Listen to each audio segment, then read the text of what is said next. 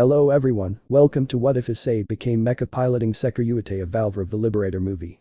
Before we start, please go support kizunaddraig for writing that awesome fanfic. This is the translated version I made, there will be some mistaken character's gender, but of course Issei is a male. Hyoudou Issei, after leaving the Coup Academy, heads home and decides to take a detour through the park and sees the entire Gremory Group, along with Irina and Ravel, kissing a blonde boy. Issei becomes enraged after seeing that and decides to fight him, but those who were his girls prevent it. Issei, still having feelings for them, cannot hurt them, and that almost caused his death, being saved by Ddraig, who uses the ability to stop time shared with Gasper, with which he manages to escape. After that, in the girls' eyes, a black flash is seen and they regain consciousness. The blonde boy a few meters away tells his leader that the Sekiryuutei Hyoudou Issei will hate the Gremory Group and then become particles of light. Who was that boy? Where did Ddraig take Issei? Will he be able to forget all that and move on with his life? It's time for the Sekiryuutei to move away. Hyoudou Issei had managed to live with the girls who surrounded him.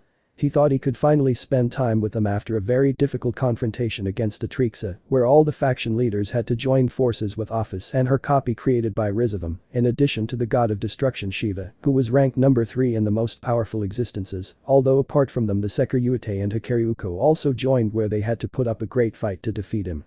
Many beings died, among them Kibayudo, Tsubaki Shinra Glacial Ebolas, among many more demons apart from angels, fallen, Nordics and dragons. Hundreds of beings had to perish in order to win that hard battle. Although not only supernatural beings had perished, as many humans also perished because of the beast of the apocalypse. The Ddraig among them were the parents of Hyoudou Issei. When he learned that they had died, he had become enormously enraged, being that when he found out about that he was fighting against a beast and had launched himself multiple times against the beast in a suicidal attack to kill it, although he could never achieve it until everyone joined forces to finish it off. Many were happy about what they had achieved with so much effort, others not so much, since, in order to achieve it, hundreds, perhaps thousands of other beings perished so that it could happen. Issei was one of the most affected after the loss of his parents, who already knew what Issei was. Although he hid all that suffering from himself, he left many of his old habits, discarded all his magazines, videos and video games that had to do with something of his old perversion. He had become more serious than before, and to the point that he already looked like a Volley 2.0 XD. Well, if you saw Triage X, Issei is more or less like him, and if you don't know who I'm talking about, I'll leave you an image. That guy is very serious, since he doesn't even go away and throws a naked woman in front of him XD. Although Issei felt the greatest pain 2 months after that event, where all the factions were recovering from what happened, now Issei, in the 3rd grade of the Coup Academy, had lost all reputation as a pervert, and several girls began to see him with different eyes. But leaving that aside, Issei, after his classes, had taken a detour through Coup Park, the same one where he was killed by the fallen angel Rainer, who had killed him about a year ago. He no longer felt resentment towards her because Kaneko, Akeno and Asia had helped him a long time ago to forget all that fear. While he was there, he saw something that left him surprised and with a great pain in his heart at the same time. Hyoudou Issei could see how practically the entire Gremory female group, along with Ravel and Irina, were kissing and hugging with great love, a blonde that Issei could not recognize at all. But he only knew that his blood was boiling with anger and his heart was tearing itself apart with sadness, a sadness as great as when he found out that his parents had died. "Rias, girls, what are you doing?" said the brunette, furious and sad at the same time. "I'm sorry, Issei, but he's our new boyfriend," said the redhead, smiling to kiss the blonde with great passion. "Why?" the brunette said. "Why are you doing this? Didn't you say you'd be by my side forever?" "Issei-kun, you've become boring, so we got someone more fun," said Himejima Akeno, this time smiling. "So Issei, go, you're no longer useful to us," said the redhead, smiling. "What did you say?" the brown-haired boy said, increasingly furious and sad. "Didn't you hear what one Sama Issei-san said?" the blonde Asia Argento said this time. "She said you're no longer of use to us, so get out." "Damn you, what did you do to Rias and the girls?" said the brunette, furiously activating his boosted gear. "They would never say that, it's impossible." "Sorry brat, but they want someone handsome and not just a bucking pervert," said the blonde, smiling. "Damn you," said the brown-haired man, activating his balance breaker, where this time it was stronger than when he used it more than 2 months ago, because he had intensified his training with the former Dragon King Tannen, in addition to having training with Volley Lucifer and Saraog Bale. "Stay away from Rias and the others," saying that Issei launches himself against the blonde, but when he was about to hit him, he received several attacks from behind, seeing that they were Rias, Akeno, Kaneko and Ravel, which surprised him and saddened him even more. "Girls, so that's how things are," said the brunette seriously. "That's right, I'm sorry Issei, but we can't let you hurt him," said the redhead seriously. So now you are my enemies, said the brunette seriously, launching himself against them, being that when he was about to hit the one who was once his girlfriend Ria's, a memory of when she was by his side came to his mind, being that prevented him from hitting the redeed. I can't do it, I still have feelings for you. But we can do it, said the redeed smiling, launching a large amount of power of destruction at the same time that all the others did the same as her, even though Issei had barely managed to withstand those attacks, but his armor was almost completely destroyed. Wow, Issei, you have become very weak, or maybe you are very idiot. None of those, said the brown-haired man with pain, standing up. I just can't hurt you because I still feel love for all of you. You're an idiot, Issei, we don't feel anything for you anymore, said Ria smiling, carrying a large amount of power of destruction in her hand. So goodbye, Issei. Saying that, Ria throws all that great amount of power towards Issei, causing him a great amount of damage, but Issei still remained standing, but with serious injuries all over his body. You are very pertinent, Issei, said the redeed smiling. I won't give up until they come back to me, said the brown-haired man, almost to the point of falling unconscious due to the serious wounds he had on his body. Partner, you have to attack or you will die, said Ddraig, worried about his partner. Then I can't do it, Ddraig, I'm weak, I can't even hurt them to bring them to my side, said the brown-haired man, furious with himself. You are not weak, you are one of my best carriers, said Ddraig seriously, so if you don't want to attack them since they have already abandoned you, it is better that you escape and I will help you with that. Saying that, a purple glow appeared from Issei's left gauntlet and from one second to the next, Issei was no longer there, leaving the girls and the blonde surprised, but they knew what had happened there. So Issei used Gasper's ability once again, said the redeed, annoyed. Well, next time we'll finish him off, right girls? When she said that, everyone there nodded. Little Riaz, what did you mean that he used Gasper's ability? The blonde asked seriously. That's good, some time ago Issei was able to somehow use the ability of my half-vampire bishop, who has the sacred gear that can stop time, said the redeed seriously. We thought it was just a coincidence that he could use that ability, but I see that I was wrong, and he can use it freely. I see, said the blonde, walking away, and by the way, girls, you are no longer of use to me, so get some rest. Huh? They all said, confused, as a black glow appeared in their eyes, and they fell unconscious for several minutes. Very well, I think my work is done, said the blonde, creating a magic circle in his ear. Boss, the work is done, and the Sekiryuutei hates the Gremory Group, although unfortunately I couldn't find the Valkyrie. It doesn't matter, that's enough, said the woman through the magic circle with joy, or so it was noticeable in her voice. You can come back, soon the Sekiryuutei will be mine, and I will be able to have control of all the worlds. Boss, what will happen to the Sekiryuutei? Will she do the same? Asked the blonde. I would like to, but at the moment I don't know if he cares about any girl, so it won't be possible for the moment, said the girl with annoyance in her voice. I see, boss, you're right, said the blonde, smiling. Come back immediately and I will give you a new mission, said the woman. Yes, boss, said the blonde, smiling, cutting off the communication. I think this day is the best there can be, ha. Saying that, the blonde disappears through a magic circle, leaving the Gremory Group girls alone in that place. While Hyoudou Issei was walking slowly in a forest, although he didn't know how he got there or where he was. Ddraig, where am I? Asked the brown-haired boy. Partner, I had to get you out of that place because you would have died because of them, and many of them would N''T like that news, said Ddraig with seriousness in his voice, so you'll have to stay alive for a longer time. I would have preferred to die, said the chestnut tree, sitting on the ground, exhausted. I would have preferred to have stopped suffering all these misfortunes. Issei, please stop making yourself suffer, said Ddraig, worried. I can't do it, Ddraig, said the brunette seriously. I lost my parents without realizing it, I couldn't avenge them without help from others, and now Riaz and the girls have betrayed me. Damn it, is this the Sekiryuutei's curse of having to suffer? If so, I'd rather stop being the Sekiryuutei to stop suffering. Saying that, Issei takes out Ascalon and with his right hand takes the handle of the sword and puts it up to the elbow of his left arm, but stops when he was about to cut his arm.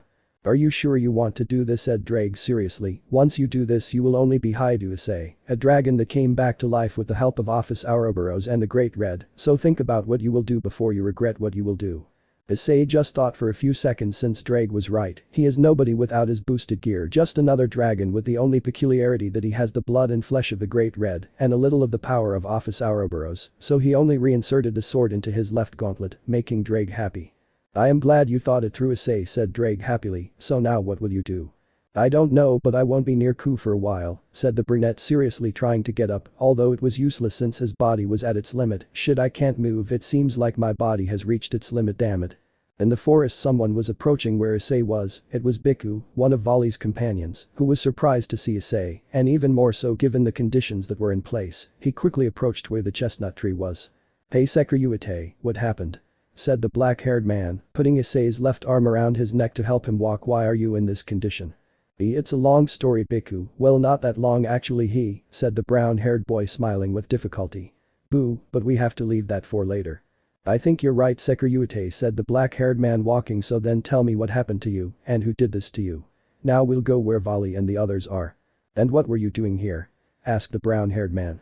I just wanted to clear my mind a little after the first sun walking made me train for all this time, said the nervous black-haired man. And I see, said the brown-haired man, falling completely unconscious. Who could have done this to him, said the black-haired man, seeing traces of magic, being surprised when he saw what magic it was. You have to be joking, this is impossible. Maybe Kuroka can tell me if what I just saw is real or if I'm wrong. Saying that, the black-haired man decides to hit his staff against the ground and disappear from that place. The new life and new beginning. Hyoudou Issei was in one of the armchairs of what appeared to be a large house in that place. Currently lived Vali Lucifer, the adopted son of the Norse god Odin, being that Issei was taken there by Biku, surprising the current Sekiryuutei in the state that a rival was in. Hey Biku, why is Hyoudou like this? Said the albino, looking at the brown-haired man with several wounds on his body. To be honest, I don't know, said the black-haired man seriously, although if you look closely at the aura it emits, doesn't it seem familiar to you? When Vali looked closely he could see what Biku was talking about. That demonic power, no, not only that, but the rest of the auras. This must be a joke, said the albino, serious and confused. That's right, those traces of aura are from demons, angels, but not just any angels, from the Gremory clan, some sacred sword, senjutsu, and several more, said the serious black-haired man. You should already know who the only people are who can have all those powers together. But they are supposed to be his women, how is that possible? Said the albino, confused. I really have no idea about that, Vali, said the black-haired man seriously. And by the way, where are Kuroka and Lefei? They went out to Ku and were going to look for Hyoudou, but it seems that you got there first, said the albino seriously. Where did you find Hyoudou? It was in a forest in the underworld, said the black-haired man seriously. I don't know what he was doing there, but just like I told you, he was attacked, and it would be more than obvious that it was because of those women, since the Sekiryuutei would never harm them, and now not even a Mao could harm him. You're right on both counts, Hyoudou, in his ultimate form he couldn't be defeated by the current Mao Lucifer, and he would never hurt his girls, the albino said seriously. But why did they do it? He sacrificed his life for them on more than one occasion. While in Ku Park, two girls were arriving, more specifically Kuroka and Lefei Pendragon, who saw how the girls from the Gremory Group were on the ground unconscious, which surprised and worried them at the same time, so they quickly went to help them and take them to the Hyoudou residence where Hyoudou Issei used to live, although none of them knew it. Already inside the residence, the girls from the Gremory Group along with Ravel and Irina were waking up after a few minutes of being taken to that place. After they woke up seeing who had taken them there, they asked both members of Vali's group what had happened and if they had seen Issei, since they were looking for him, since they wanted to spend more time with him, since he was still affected by the loss of his parents, to which both girls completely denied about the whereabouts of the Sekiryuutei, since that had worried the girls of the Gremory Group even more, since they did not know where Issei was, and even more if he was okay. Being that a few minutes after the girls of the Gremory Group woke up, Kuroka and Lefei received a call from the Sekiryuutei to return and that it was necessary that they do it immediately, so both girls said goodbye to the members of the Gremory Group to return to the Sekiryuutei's house, being that when they arrived, they were surprised to see Issei, and even more in the state he was in, and more when they saw in detail the aura coming from the remains of the attacks received, being that they did not understand what was happening when they saw that it was coming from the girls of the Gremory Group. Vali, what does this mean, Naya? Said Kuroka seriously, seeing the brown-haired boy in that state. Why is Issei Naya in that state, and more, why do I feel the aura of Shirin and the other girls in Issei's harem? I don't know that, Kuroka, that's why I wanted you to come, said the albino seriously, and I think that the Gremory Group is the one who did that to him, although we will only know until Hyoudou wakes up completely. But I don't understand why they did that to Issei-sama, said the blonde Lefei, this time confused. I don't know either, Lefei, but we'll have to wait for Hyoudou to tell us, said the albino seriously. After about 2 hours, Hyoudou Issei was starting to wake up and saw Kuroka, Lefei, Vali and finally Biku, but he didn't remember how he got there, but he remembered that Biku had found him in the forest. You finally wake up, Hyoudou, said the albino smiling. You've had them worrying for a long time. Issei Naya-sama, said Kuroka and Lefei, throwing themselves at the brown-haired boy to hug him with great force, hurting him. Said the brunette, feeling the pain worrying the two girls but smiling. And don't worry, I'm sure it will worry you too much. That's right, Issei-sama, said the blonde Lefei, smiling, but we're glad you're okay. By the way, Issei Naya, didn't he do this to you, Naya? Said the black-haired Kuroka seriously. Kuroka, you might not believe it, said the brunette seriously. It was Kaneko and the others. They were a little surprised since the Gremory Group had indeed thrown that at Issei, but they still didn't know why they had done it. "Issei Naya, why did they do it Naya?" said the black-haired girl confused. "I don't understand why Shirin would do it Naya." "I don't know why either," said the brown-haired man, serious and at the same time annoyed, "but I only know that they got bored of me and changed me for someone else." "Issei Naya, are you sure about that Naya?" said the black-haired girl sadly since she couldn't believe that her sister had done that.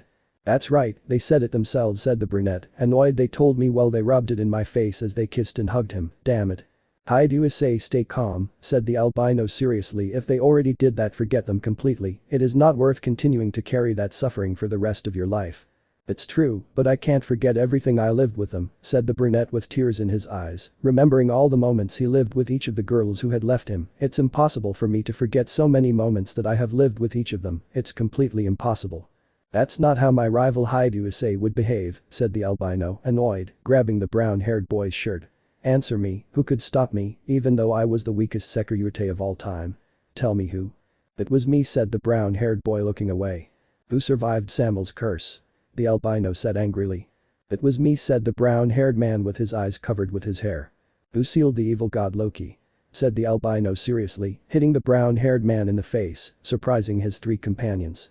"If it was you, stop being silly and look to the future and forget your bucking past and what you lived through with them. There are several more who still have feelings for you with a demon."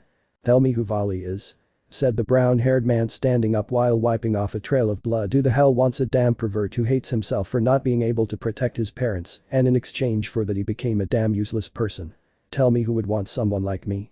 "We say Naya-sama," said Kuroka and LaFay, hugging the brunette while putting their faces on the brunette's back and chest, surprising him. "We will never stop loving you." That left the brunette speechless as his hair covered his eyes while some tears came out of them. "You see, not everyone has abandoned you," said the albino seriously. "There are still people who care about you, and a lot."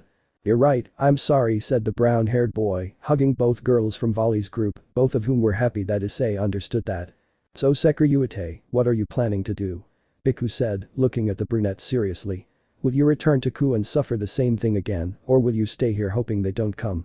"Neither of us," said the brunette seriously, surprising the girls. "Want to travel for a while alone and clear my mind completely." "Issei Naya, then are you going to abandon us Naya?" said the black-haired Kuroka sadly. "No Kuroka, I won't leave you, LaFay, or anyone else," said the brown-haired boy smiling. "I'll just be away for a while, so I can clear my mind and erase all feelings for them. Once I return I'll be by their side for a long time." "I will trust you Issei-sama," said the blonde LaFay smiling. "Thanks LaFay," said the brunette smiling to caress the blonde's head making her smile, "but leave the sama, because from now on you will only call me Issei, okay?" "Hi Issei," said the blonde smiling. "Fine," said the brunette smiling to look at the black-haired girl at his side. "So don't worry Kuroka, I'll come back for you like I did for LaFay." "I'll trust you Issei Naya," said the brunette smiling to hug the brunette and kiss him. "Don't worry, I'm not going to let you or LaFay down," said the brown-haired boy smiling. "It's not fair, I want to kiss Issei too," said the blonde, throwing herself at the brunette to kiss him somewhat clumsily. "I don't want to be left behind." "Very well," said the brunette, hugging the two girls one last time. "I'll go, but as I said, this won't be a goodbye, but rather a see you soon." "See you Sekiryuutei," said the black-haired Biku bumping fists with the brown-haired one. "I hope you get stronger since when I found you seemed pathetic hahaha." "Very well, I will do it," said the brown-haired boy smiling and embarrassed. "I wish you luck Hyoudou," said the albino smiling as he bumped fists with the brown-haired boy and as Biku said, "become stronger." "Of course," said the brown-haired boy taking out a magic circle and taking out a backpack at the same time that another one appeared in his thoughts, with which a black jacket appeared with a red shirt and black pants already on. "See you soon." Saying that, Issei leaves that place through a magic circle and disappears from the room to reach another forest kilometers from the city of Ku, far from the members of the Gremory Group. "I'll start a new life," said the brown-haired boy, starting to walk, but when he was about to do so, he saw a book on the ground with a strange symbol that Issei had never seen before. Well, he said the word runes. "What is this?" "Tell me, do you want to forget everything you've suffered Hyoudou Issei?" said someone from the thicket of the forest, the voice seeming to be that of a woman, confusing and alerting the brown-haired boy. "Who are you?" said the brown-haired man, activating his boosted gear with great seriousness. "Get out of wherever you are now." "Very well, but first answer my question. Do you want to forget everything?" the woman said once more. "You will only forget if you decide every memory or feeling for them that made you suffer." "That's right," said the brown-haired man seriously. "I want to forget all the feelings I had for them. Now that I answer you, get out of there." "A deal is a deal," said the woman coming out from behind a tree, being that she was a beautiful woman with black hair, surprising and slightly blushing the brown-haired man. "What's wrong with you?" "Nothing," said the brunette, shaking his head from side to side before looking back at the brunette. "Tell me who you are. Or how do you know what I went through?" "First, my name is Rukino Saki," said the black-haired girl, smiling. "Second, I've been watching you since before Ria's Gremory reincarnated you as her pawn." "How much do you know?" said the brown-haired man seriously. "I know a little," said the black-haired girl, smiling, "but don't worry, I'm not going to do anything to you, only if you want to forget all feelings for them, follow me, and you'll be able to forget her, and if you set your mind to it, use those memories and feelings as power to make yourself stronger and stronger." "Very well, I will do it," said the brunette determinedly. "I will do whatever it takes to forget everything they did to me." "Okay," said the brunette, approaching the brown-haired man, "so let's make the contract first." Saying that, the brunette bites the brown-haired boy's neck, which began to glow green for a few seconds, so that the glow would enter his body, and when that happened, Issei didn't feel any change in his body. "What did you do?" said the brown-haired man, confused. "I only made the contract with you," said the black-haired woman, smiling. "You're the first and the only one I make the contract with." Because when he was about to say that, the brown-haired man began to feel an intense pain in his chest and he was breathing with difficulty. "What's happening?" "Only what enters your body is coupling to your body completely," said the black-haired woman, smiling, "so that will last for a somewhat short time." Damn," said the brunette while some marks appeared on his face at the same time that his fangs grew and he started walking towards where the black-haired girl was. "Looks like it's time for the ritual," said the black-haired girl, smiling. When she said that, Hyoudou Issei threw himself at her to start having hex. "Forget all feelings for them." Hyoudou Issei was waking up, seeing that he was still in the forest from before leaving him somewhat confused since he did not remember anything of what had happened until he felt that his head was not on the ground but on something softer. But that he decided to look up to see the same black-haired girl that he recently met, making him blush since she was practically naked and only had her black jacket on, remembering when he felt something strange, and from there he received all the memories of how he had raped the girl, so to speak, although she never showed that she opposed it. When she saw that the brunette was looking at her, she just smiled, making the brunette nervous. "What's going on?" the black-haired girl asked, smiling. "I'm really sorry for what I did to you, I don't know why it happened, but I'm sorry," said the brown-haired man seriously and annoyed with himself. "I couldn't control myself, and I just let myself be carried away by my instincts, and I did this to you, I'm really sorry." "Don't worry, Issei, if that's what you'll allow me to call you," said the black-haired girl, smiling, while the brown-haired boy just nods. "What you did was necessary for that, it wasn't your fault at all, so don't feel guilty." "I know, but still," said the brown-haired man seriously. "Let's put that aside first," said the black-haired girl, standing up, causing Issei's head to fall to the ground, causing it to hurt a little. At the same time, she threw her jacket at Issei, and a few seconds later, her body shone, revealing a green dress that reached above her knees. "You want to know who is the person responsible for everything you've suffered until now?" That surprised the brunette and made him take on a very serious look. "If you know, please tell me, Rukino Saki," said the brunette seriously, getting up from the floor to approach the black-haired girl and take her by the shoulders. "I want to know everything." "Very well," said the blushing brunette, "but at least put some clothes on." "Huh?" said the brunette, looking down, seeing that he had forgotten that he was completely naked, since with this he quickly makes clothes appear on him by magic. "Okay, now tell me." "Very well," said the black-haired girl, sighing to have a look completely full of seriousness. "Her name is Sashinami Shoko, a former classmate of mine who went completely crazy and just wanted to control everything." "Is she the one who caused Ria's and the others to do that to me?" the brunette asked, completely serious. "That's right, and this is an image of her," said the brunette, creating a hologram of a brunette in a uniform she didn't know at all and only saw an identical one when she met the brunette a few hours ago. "So she's the cause of everything I've suffered until now," said the brunette furiously upon seeing the girl's hologram. "That's right, a long time ago she suffered because the person she loved died because of her as well as other companions," said the black-haired girl seriously. "Because of that she went crazy, wanting to control everyone with the power of the Sekiryuutei and Sekiryuutei. But you were her main objective, since with the current Sekiryuutei, there wasn't much information about any girl that interested him, so it would be difficult or impossible for her to attract him to her side, and you having several women made it easier." "I see, then because I had a harem I was vulnerable," said the brown-haired man, smiling. "What stupidity, my old dream is destroying my life, who would have thought he. But don't worry, for now you'll be better off being away from them," said the black-haired girl, smiling. "If you forget them completely, or if you want just forget all the feelings you had for them, with it will be impossible for her to hurt you by using them once again." "I see, that makes sense," the brunette said seriously, "and how can I forget all the feelings I had for them? It's impossible for me to forget them." There is a very quick and somewhat painful way at the same time, said the serious brunette. What is that way? The brown-haired man asked seriously.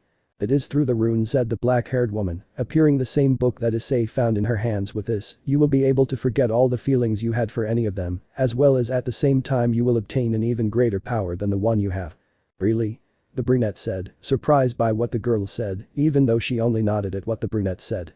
It's incredible that I can be stronger just by forgetting my feelings for them. But you have to have absolute control over them, because if you use too much you could accidentally erase your own memories that you don't want to forget, said the black-haired girl seriously. That was the reason why the person who made Sashinami Shoko fall in love died. She used more power than she could and lost all her memories, dying because of it. Well, this is dangerous, said the brown-haired man, surprised and nervous at the same time. So I will have to control all this power as quickly as I can, since I need to be stronger to protect those who didn't let me, as well as my companions. That's the spirit, Issei, said the black-haired girl smiling. I will teach you everything I know, so you can control your power and not spend more than you need, thus avoiding your death. Okay, I'm ready for anything, said the brown-haired boy, smiling. I hope so. Your training will be more mental than physical, said the black-haired woman seriously. Your physical condition is very good, so you could last a long time, but you need to know what is necessary to avoid using too much power and losing all your memories, leading to your own death. Very well, I will do it, said the brown-haired man seriously. Then Rukino Saki will teach me everything I need to become stronger with what you call runes. Very well, but just call me Saki, said the black-haired girl smiling. Very well then, Saki, show me everything I need to become stronger, while I can forget everything about them, said the brunette seriously. Very well, but here won't be the best place, said the black-haired woman, creating a magic circle under both of their feet, leaving them in front of a large mansion. Here I have enough for you to learn everything about the runes and be able to use their power to the fullest. Okay, how long do you think it will take me to learn everything I need to use the runes to the fullest? Asked the brunette, watching as the brunette entered the mansion to follow her. I wouldn't know exactly how long, said the black-haired girl, thinking as she entered another room where there was a large amount of books, since she only took 2 more than the one Issei had, although they weren't very thick, I think from 1 to 3 weeks. That's too much, but there's nothing you can do, said the brown-haired man seriously, since he knew that controlling his new power to the maximum without knowing what it was for sure would be difficult. Although with the help of your boosted gear it will be easier. I wouldn't say you would do it overnight, but it would take you about a week and a half to achieve it if you managed to increase your brain's capacity to capture information, said the black-haired girl smiling. So what do you think? I will do the method that is fastest to be able to know everything about the runes and control that power, said the brown-haired man smiling. So I figured out what I have to start with, Saki. Okay, first let's start with the first book which you found, or rather I let you find, said the black-haired girl smiling, which will show you what runes are and how long they have existed. I see, said the serious brown-haired man. The second one, he said, showing a book with the mark of a green flower, will show you the history of the runes and how to use them. Very well, said the brown-haired man, taking the book with the mark. And the third one? It will tell you about the effects of using runes as a power, said the black-haired woman seriously. This is the most important one, you should read. You very well, said the brunette nervously, taking the third book, which had a red cover and 3 V's on it, which caught the brunette's attention. By the way, Saki, what does VVV mean? That's what Valvrave means. They were old armors of great power that only those who were allowed to use what we knew as a curse could use them. The rest died because their runes, or in a few words, their memories, were not the best for the armor to absorb them, said the serious black-haired woman, which is why you must study everything without omitting anything. Very well, I will do it, said the serious brown-haired man. Once you finish studying that you will be able to use the runes, and I will help you do it, said the black-haired girl smiling. So study hard, Issei. If you count on me, Saki, said the brown-haired boy, taking the first book to start reading it. After almost 2 weeks of Issei managing to study everything about the runes, he knew what the armors were and what their powers were, which left the brown-haired man quite surprised, since those armors seemed to be very powerful, although at the moment he could not use one, and even if he could, he would not need it because he already has his balance breaker like his other forms of great power. After that, Issei was in a completely empty room, with Rukino Saki standing a few meters away, looking serious. Very well, Issei, I think it's time for you to learn how to use your runes, said the black-haired girl smiling, and the best way to do that is by having a little fight, so are you ready? Of course, Saki, said the brown-haired boy smiling. But you won't be using your armor since you'll be using Valvrave armor like mine, said the black-haired woman smiling. Armor Valvrave. Saying that, a green armor with hind legs and what appeared to be wheels on the back appeared on the black-haired girl's body. So that's your armor, Saki? The brunette said, smiling. That's right, her name is Carmilla, said the brunette smiling, but don't be too confident, Carmilla might surprise you. Very well, said the brown-haired boy smiling, and what will mine be? Before I give you one, I want you to release as much power as you can from the runes, said the black-haired girl smiling. Very well, said the brown-haired man, expelling a large amount of green aura that impressed the black-haired woman a little. Will that be enough? That's right, said the black-haired woman smiling. Now concentrate and choose which memories you want to erase and modify, so they will be consumed by your power, the more you use it. Very well, said the brown-haired man, concentrating to remember when he met Ria's Gremory, and with that begin to erase that memory, as well as any feelings for her, being that with that for a few seconds the green aura turned red, being that thus all the feelings towards Ria's Gremory were completely erased, being that now he only saw her as a companion. I think that was enough. That's right, look at the ground now, said the brunette, pointing at the brunette's feet. Very well, said the brunette, looking where the brunette pointed to see 8 pawn pieces. How did the pieces come out? It should be impossible. Those pieces could no longer withstand your power, and only your feelings for her kept them in your body, said the black-haired woman seriously, so since you have now erased all feelings for her, those pieces left your body. I see, so now I have nothing to do with Ria's Gremory? The brunette asked. No, although all your loving memories with her will be eliminated, or rather absorbed by your power slowly, said the serious brunette. I see, said the brown-haired man seriously, then let's continue. Very well, it seems you want to forget everything about them quickly, so let's go, said the black-haired girl smiling. What does this mean? Hyoudou Issei was having a small confrontation with Rukinosaki, being that the brunette was using his balance breaker, while she the armor Valvrave that she had, which she called Carmilla, being that it was quite strong, although not enough to beat Issei, but the abilities that the Valvrave armor had were the problems that Issei had. Since the main weapon of the black-haired girl's armor was problematic, it gave the brunette problems, although a few minutes after that Issei managed to knock the black-haired girl to the ground with one blow, while she was breathing heavily. Wow, Issei, so you've been able to learn how to use runes faster and faster, and my armor is too dangerous in a long-range battle, said the black-haired girl smiling. That's right, those knuckles are a big problem when I tried to dodge them, said the brunette smiling while his armor disappeared, although I will need to erase all my feelings for them if I want to avoid them causing me more problems, because they can be used by Sashinami Shoko. Calm down, Issei, I doubt she can beat you, although those of us who can use the Valvrave armor have an ability that can be dangerous against you, said the black-haired woman seriously, but let's leave that for another time and take a little break, okay? Very well, said the brown-haired boy smiling. When both were going to head towards the mansion, 2 green energy balls were thrown towards where they both were, and Issei managed to deflect them with his left hand, but what he could see bothered him quite a bit. Come on, Saki-san, so you want to snatch the Sekiryuutei from me too? I see that you're still a damn bitch who wants to take what's mine, said a brunette with a red Valvrave armor, if you want to know which one was already shown in the previous chapter, so give me the Sekiryuutei that will never belong to you.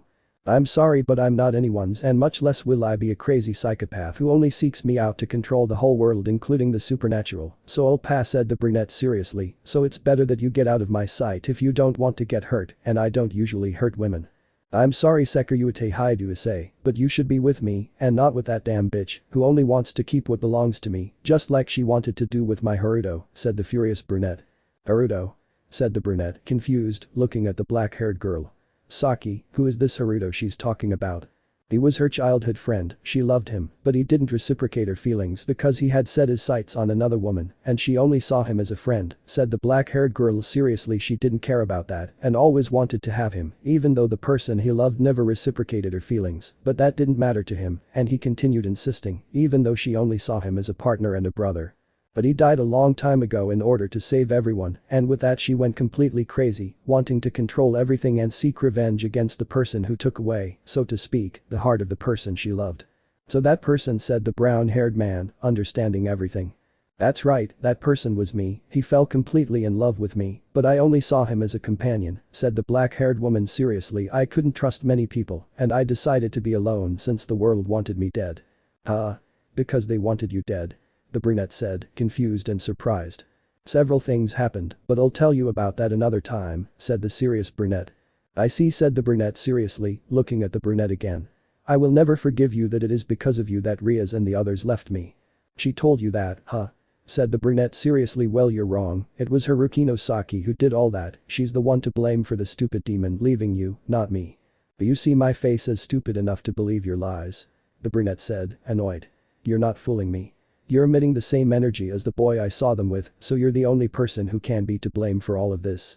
Wow, you're really smarter than I thought, although well, maybe because you're a complete dragon you can notice that that idiot emitted my aura, said the brunette seriously. Wait, what? The brunette said, confused. You should be emitting his aura, not his, so how is that possible?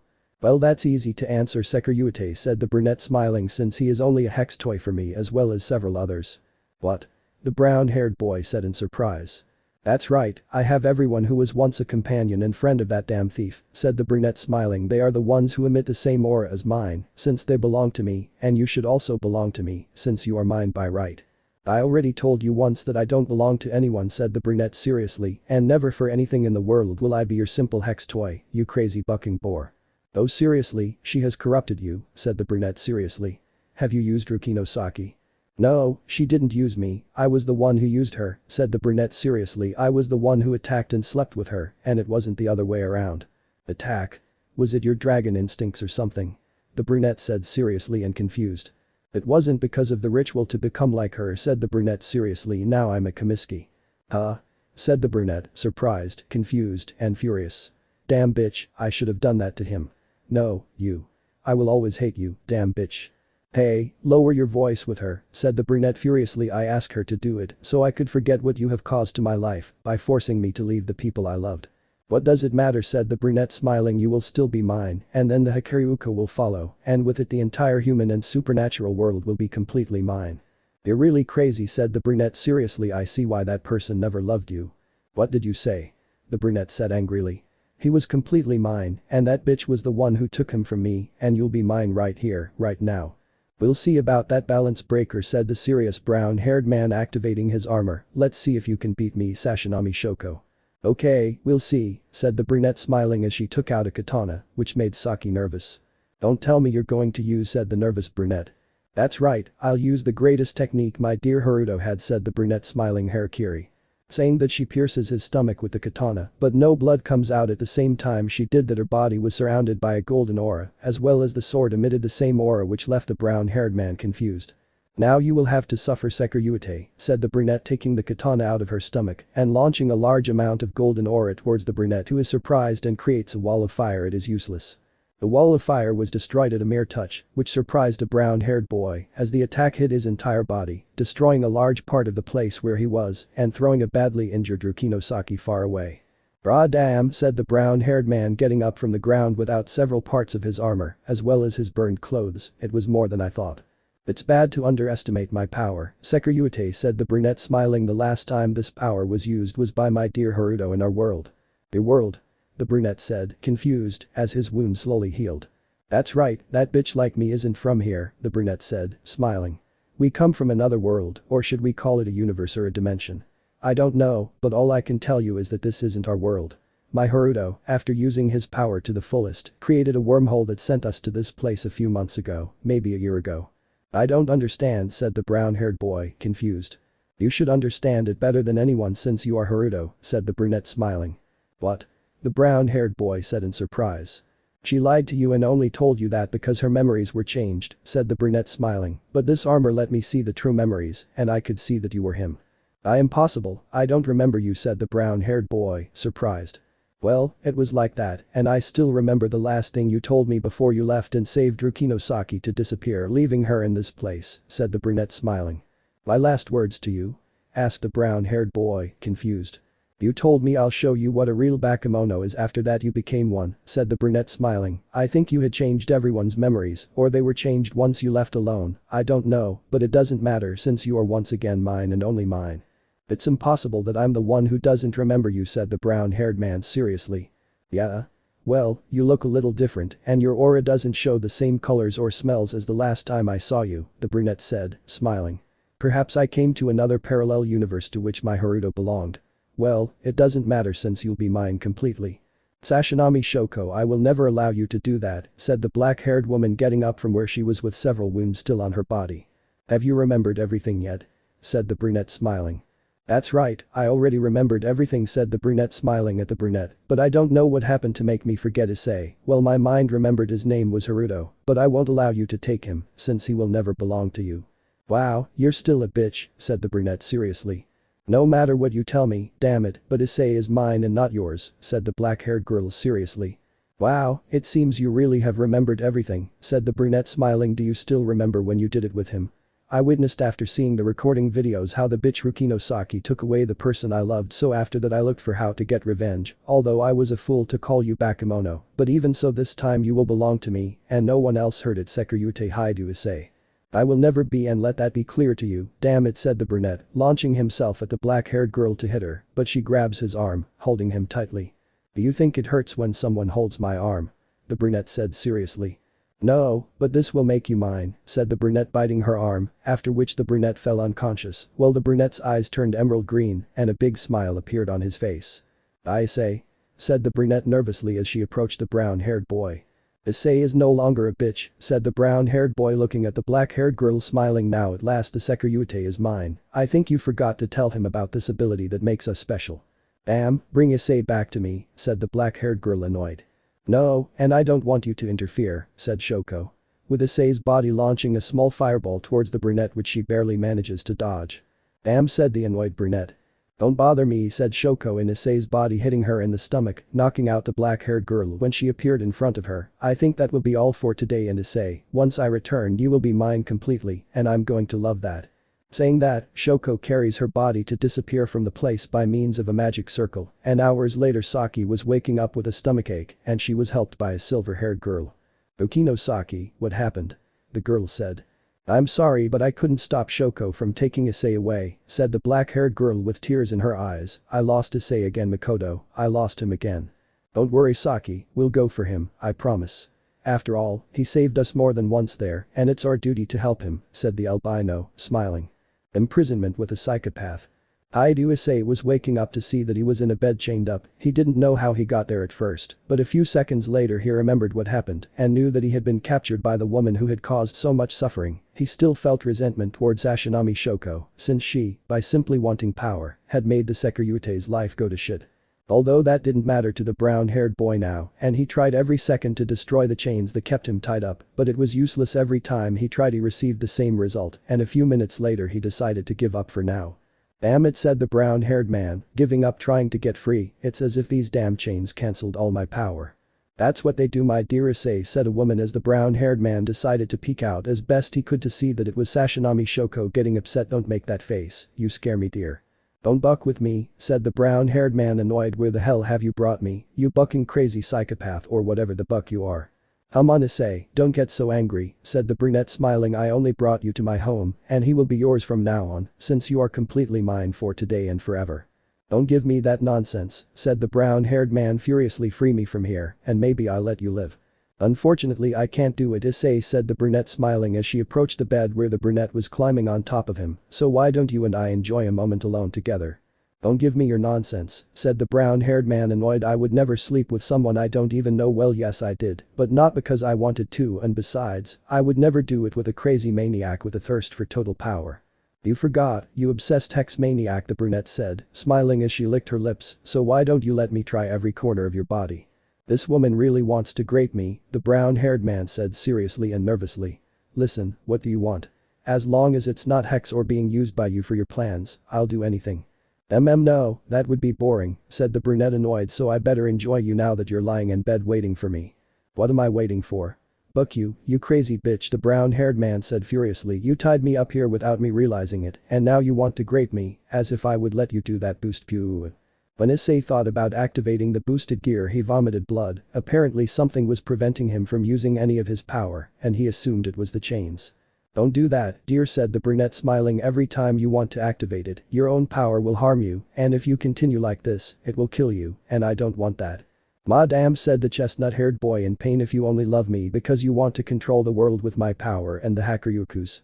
Good question, said the brunette, changing her expression to one full of seriousness. When everyone found out that because of me almost everyone died, they expelled me from my home, everyone looked at me as if I were the villain, when it was that bitch Rukino Saki who had made you change and distance yourself from me, and I will never forgive her for that. Did he say he loved you in that place or something? The brown-haired man said seriously. Because if you had confessed to him, he would already know why I rejected you, since even I would do it. You want me to grape you, don't you? The brunette said in a somber voice that made the brunette nervous. Then no, please continue, said the brown-haired boy nervously. I will not interrupt you again.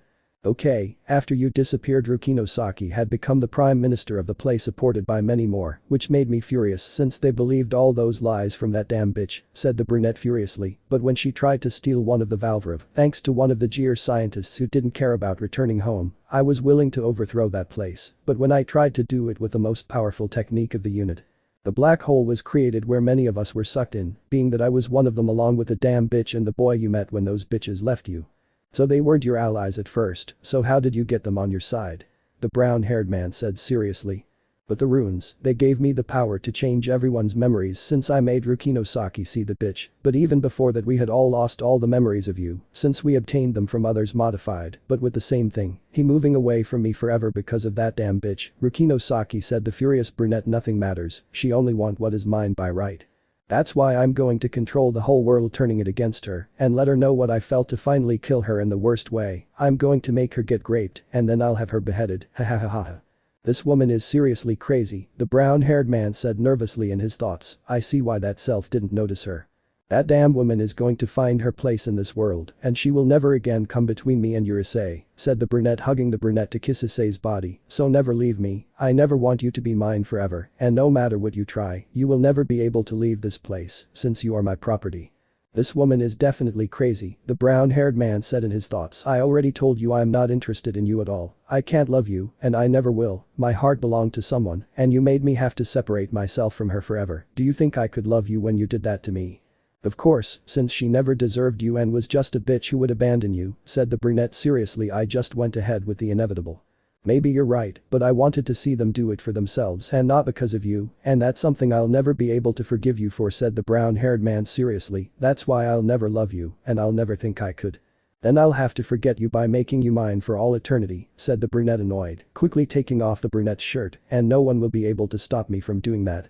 Well, you're completely wrong, said the brown-haired man smiling. Do you know what the advantages of a dragon having had sex with a female? No, said the brunette completely confused. Well, the females can know exactly where I am at every second, the brown-haired man said, smiling, and that means Rukinosaki must be nearby. Eh? Said the brunette confused, and then an explosion was heard coming from where they were. TSK, after I finish with her I'll take care of you, Issei. That won't be necessary at all, said the brown-haired man, covering himself in an intense green glow to easily break the chains. I think you were a little careless and forgot that I can also use the runes. You're careless, Shoko-san. Saying that, Issei hits the brunette in the stomach, causing her to vomit blood instantly. You are too naive and stupid at the same time, said the brunette seriously. You are blinded by the desire for power, you don't think about anything else, and that makes you weak. You want revenge so much when you don't know that you are the only one who is harmed by that, seeking revenge where there can be none, and you only want to have me to be happy according to you when you will only suffer, and this will be a goodbye, and I hope that I don't see you again for a long time. Saying that, Issei walks away from the brunette, but seeing how he was leaving, she decides to get up with some difficulty. Then I won't let you go, said the brunette standing up, I won't let you be with that damn Rukinosaki, since you should be only mine and no one else's. Saying that, the brunette activated a red Valvrave armor while taking out her katana. I don't care what I have to do, but you must be mine and no one else's, said the brunette furiously, throwing herself at the brown-haired man. DSK, you're annoying, said the brunette, quickly grabbing the brunette's arm, stopping her attack, causing her to crash into him. You fell, said the brunette, biting the brunette's arm, but nothing happened and her mouth hurt. What the hell did you do? That's my gauntlet where the red emperor dragon Ddraig is, said the brown-haired boy smiling, showing the red gauntlet. I think you had forgotten that I am the Sekiryuutei and I carry the left arm of the celestial dragon Ddraig. Damn you, said the brunette, stabbing her katana into her stomach while she was surrounded by a golden aura. This time I will leave you so weak that you won't be able to escape and I will make you mine 1,000 times over. Saying that, the brunette throws a large amount of golden power towards the brunette, which collides with him, leaving the girl completely exhausted. With that you will learn to respect your new mistress, said the brunette, smiling. I would say no, said the brunette, coming out of the smokescreen with his red emperor dragon armor, but this one was thicker. You forgot that I can use the Triana to increase my powers. You are seriously a complete fool, Sashinami Shoko, and I understand perfectly why the me of that world was never interested in you. You are arrogant and you think you control everything. Maybe you are somewhat beautiful, but your arrogance and thirst for power make you disgusting to me, and no matter what happens or how long, I prefer to go with Rukinosaki before being with you a single minute more. Damn it, said the furious brunette. "It doesn't matter what you tell me since my help has arrived," said the brown-haired man, as behind him there was a small explosion from which Rukino Saki appeared with her armor and an albino with a somewhat revealing outfit. "Wow Saki, you're here, and it seems there's someone new with you, tell me who it is." "It's a pleasure Sekiryuutei, my name is Makoto Kiba, it's a pleasure to be with you," said the albino girl smiling. "The pleasure will be mine Makoto-san," said the brown-haired boy smiling. "Saki, so she is one of those who opposed Sashinami Shoko, right?" "That's right, she's one of the few that I was able to prevent from being under Sashinami Shoko's orders," said the black-haired girl smiling to look seriously at the brunette. "Sashinami Shoko, it's better if you give up."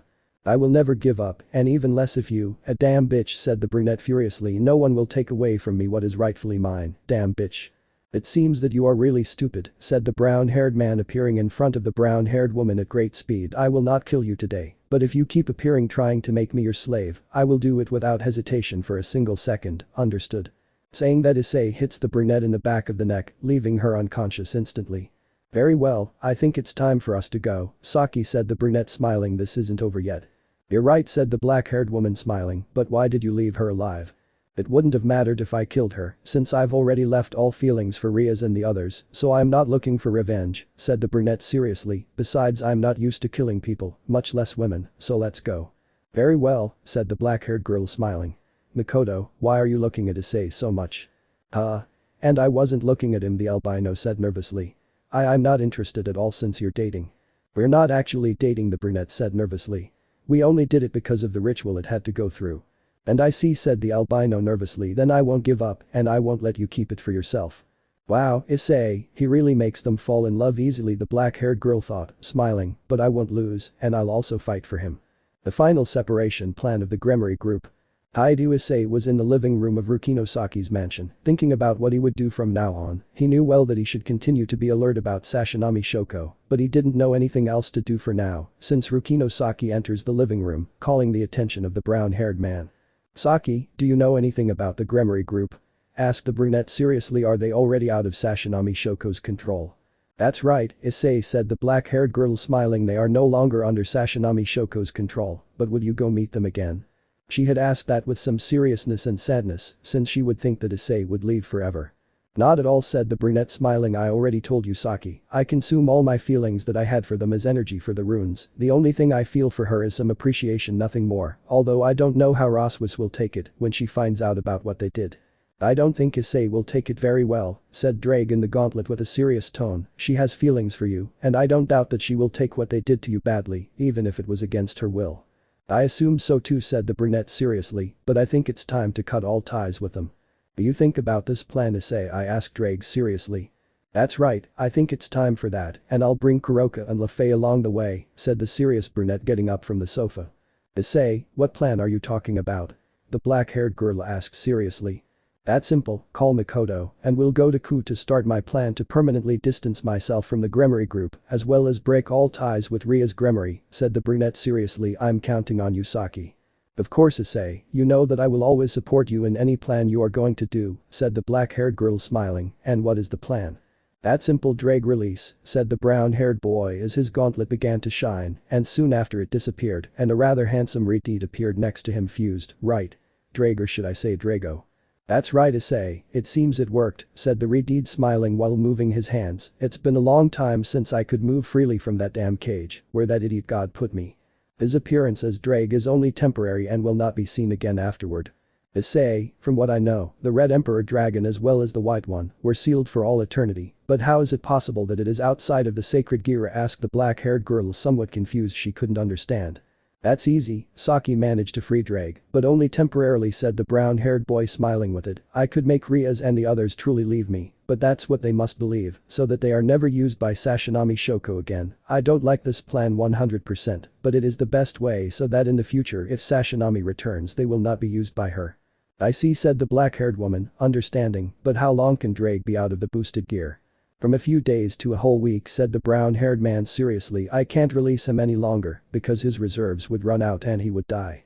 "Very well Issei, so we have to make the plan to make the Gremory Devils along with your ex-mistress stay away from you forever," said Ddraig, now known for a short time as Drago. "That's right," said the brunette smiling. "As soon as this plan starts Sashinami Shoko will no longer have anything to use against me."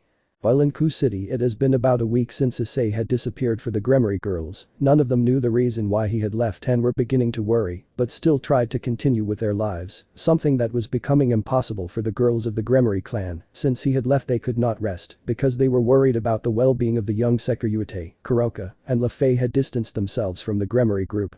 Something that left them confused since they did not know the reason. Roswis, when she learned that Issei had disappeared, she became very worried, and shortly after learning that she was called by Kuroka and Lefei, with that and after learning the truth of why Issei was not there, she suddenly moved away from the Gremory Group for those of the Gremory clan, since the Valkyrie looked with some anger and annoyance at those of the Gremory Group when she was forced to attend a meeting. But even so, she spent most of her time with the girls from the Sekiryuutei group, and she also worried about Issei, since she didn't know what happened to him until now, when she would finally see the one she loved again. Kuroka-san, you still don't know anything about Issei? Asked a bored Valkyrie sitting in one of the armchairs. Nothing, since last time I haven't been able to detect his aura in my range, Naya, said the Nekomata, sighing. It's been almost a week, and Issei hasn't appeared again, Naya. Do you think Issei saw Issei is okay? The blonde mage asked worriedly. He must be, he's Issei and he knows how to defend himself, said the albino, smiling, hiding her concern. At that moment, a magic circle appears in the middle of the room, confusing the girls until they see that it is the brunette, and they rush towards him to hug him with love. Issei, Naya, they all said, hugging the brown-haired boy, while the Sekiryuutei just smiled. I missed you girls too, said the brown-haired boy, smiling. Roswis, do you already know what Riaz and the others did, or why are you here? That's when I arrived from Asgard. Riaz and the other Gremory didn't know anything about you, but Kuroka and Lefei told me everything, and I decided to stay away from them, since I didn't want to see them at all, because of what they did to you, said the albino, upset by what they did to the person she loved. I see, I think I'm a little glad, said the brunette, smiling, but I'll tell you this, girls, and I want you to know that even if I tell you, I don't hate Riaz or the others anymore, and what I plan to do is for their own good. Saying that, Issei tells Roswis, Kuroka and Lefei about the reason why the Gremory Group had done it and who was the culprit, so they understood and also began to feel hatred towards Ashinami Shoko, although they also got upset when they saw Rukinosaki and Mikoto Kiba, since they already knew why they were there, and they also understood why that red-haired boy who was Ddraig was there. So that's it, said the brunette seriously. According to her, she wants to have me as Vali to control the world, and according to her, I am the person who abandoned her a long time ago in her universe, something that should be impossible since I never met her. I see, and what do you think about Issei, Naya? Asked the black-haired Kuroka seriously. Do you think he'll leave me later, Naya? Not at all, Kuroka-san, said the black-haired Saki, smiling. I will never leave Issei. I don't care that he is not the Issei I knew in my universe, but even so I love him, and I don't plan on leaving him at all. And you, Mikoto-san, what do you think about Issei, or what do you feel for him? Asked the albino Roswis seriously, making the silver-haired Mikoto Kiba blush. Well, I don't know how to say what I feel for Issei, said the silver-haired girl, blushing, but even so I will never leave Issei. I see, I think that's enough for now, said the Valkyrie, smiling. Issei, what's your plan? That's simple, Raw, said the brunette seriously. Ddraig will help me make them forget about me by making all the members of the Gremory Group fall in love with me, since they will know that it was all a plan to see that they don't feel anything for me and only saw me as something they can use, separating me from them forever, and so that Sashinami Shoko can't use them against me in the future. I'm counting on you, Ddraig. That's right, leave it to me, Issei, then I'll do my part of the plan. Bye, said the redeed, a magic circle appearing through which he leaves the room. Issei, Naya, then those runes that you say erased all loving feelings for Shirin and those of the Gremory Group, right, Naya? Asked the black-haired Kuroka. That's right, I don't feel resentment or hatred towards them, but I must do this so that they can't be used against me, and when they find out, they'll suffer, said the brunette seriously. And if you don't want to participate in this, I understand, since it's about deceiving your sister, so you don't have to participate. It doesn't matter, Issei, Naya, I know you're doing it so Shirin won't be used by that woman, so I understand you, and I'll help you, Naya, said the Nekomata, hugging the brown-haired boy, and still don't forget that I want a baby dragon of yours, Naya. I haven't forgotten, Kuroka, since we met you've asked me, said the brown-haired boy, smiling, but first the most important thing. Time skip 5 days.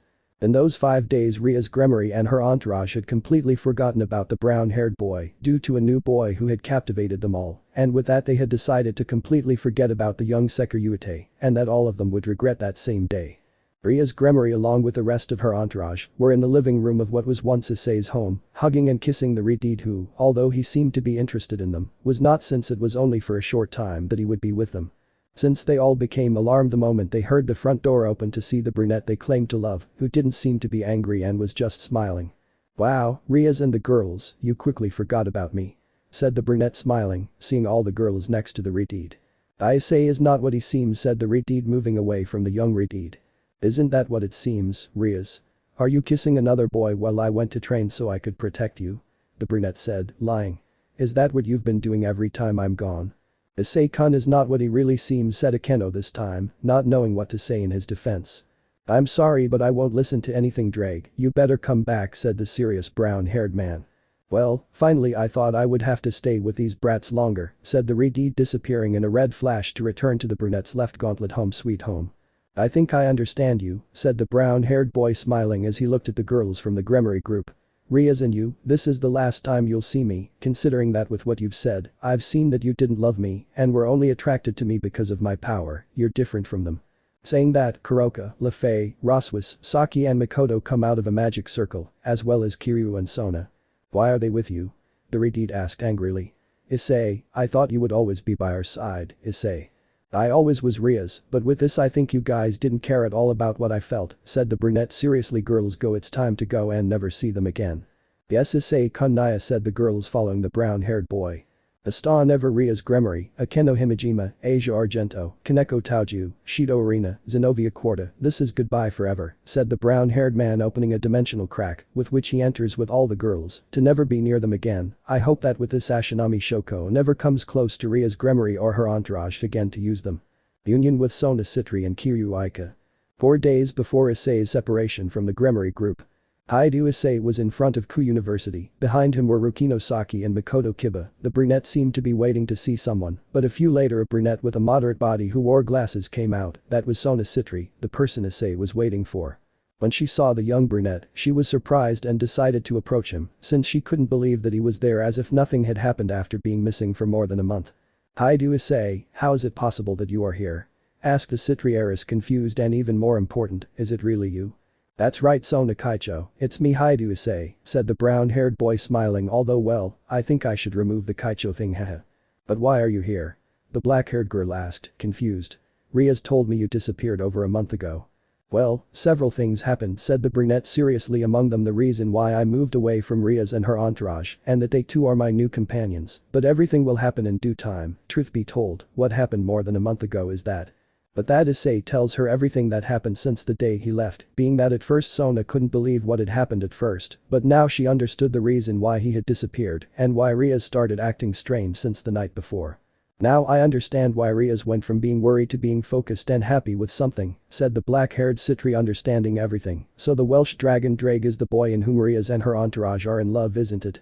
That's right, that's it, and the reason why I do that is simple, said the brunette seriously. There is a woman who is completely crazy and is looking for me so she can use my power as well as volleys to control the whole world. She will use Riaz along with the others once again to be able to make me fall into her trap and make everything go as she wants. I see, so that's the reason why Riaz couldn't find you. You're no longer part of her entourage, aren't you? Asked the black-haired Citri seriously. That's right, since I started using the runes I was able to get rid of the pieces that tied me to her, as well as all my feelings, although I still have esteem for them, the love has disappeared, said the serious brown-haired man.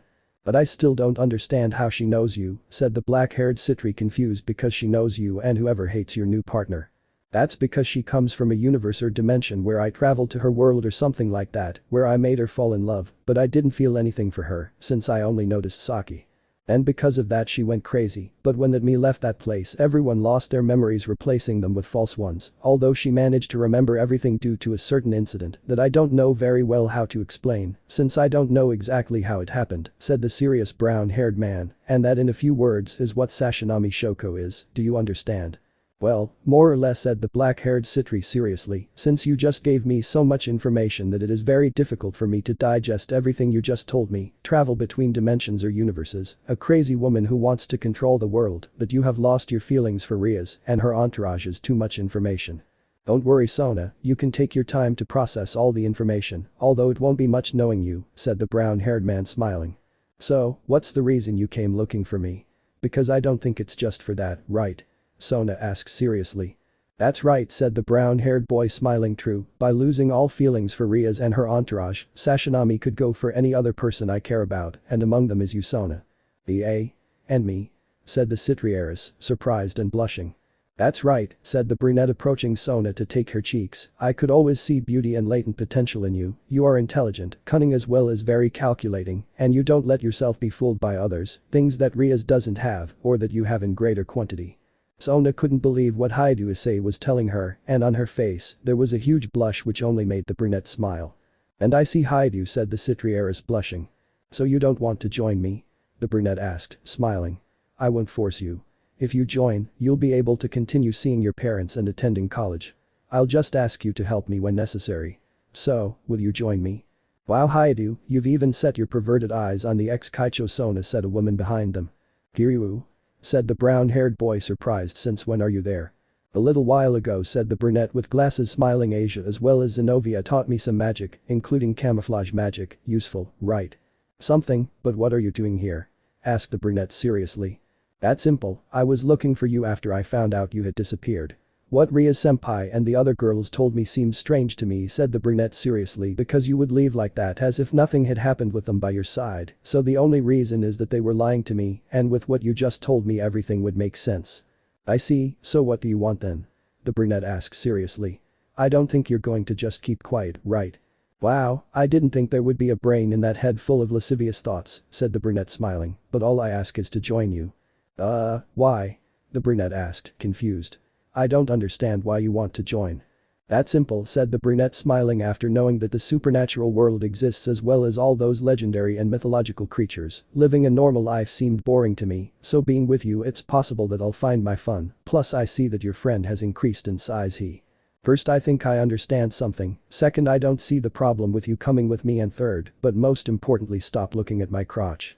Ever since you arrived you have not stopped looking at it, said the brunette annoyed. Come on Hyoudou, you know I can't resist that, said the brunette smiling, so can I join? It's no problem for me, but stop looking at my crotch, especially with that hexily degenerate look, said the brunette, annoyed, looking at Sona. So Sona, will your answer be yes or no? Well I think that would be a yes, said the citriheiress blushing, but first I would talk to Nisama to tell her about everything I will do, since I don't want to worry her, and to do what she always does when she sees me.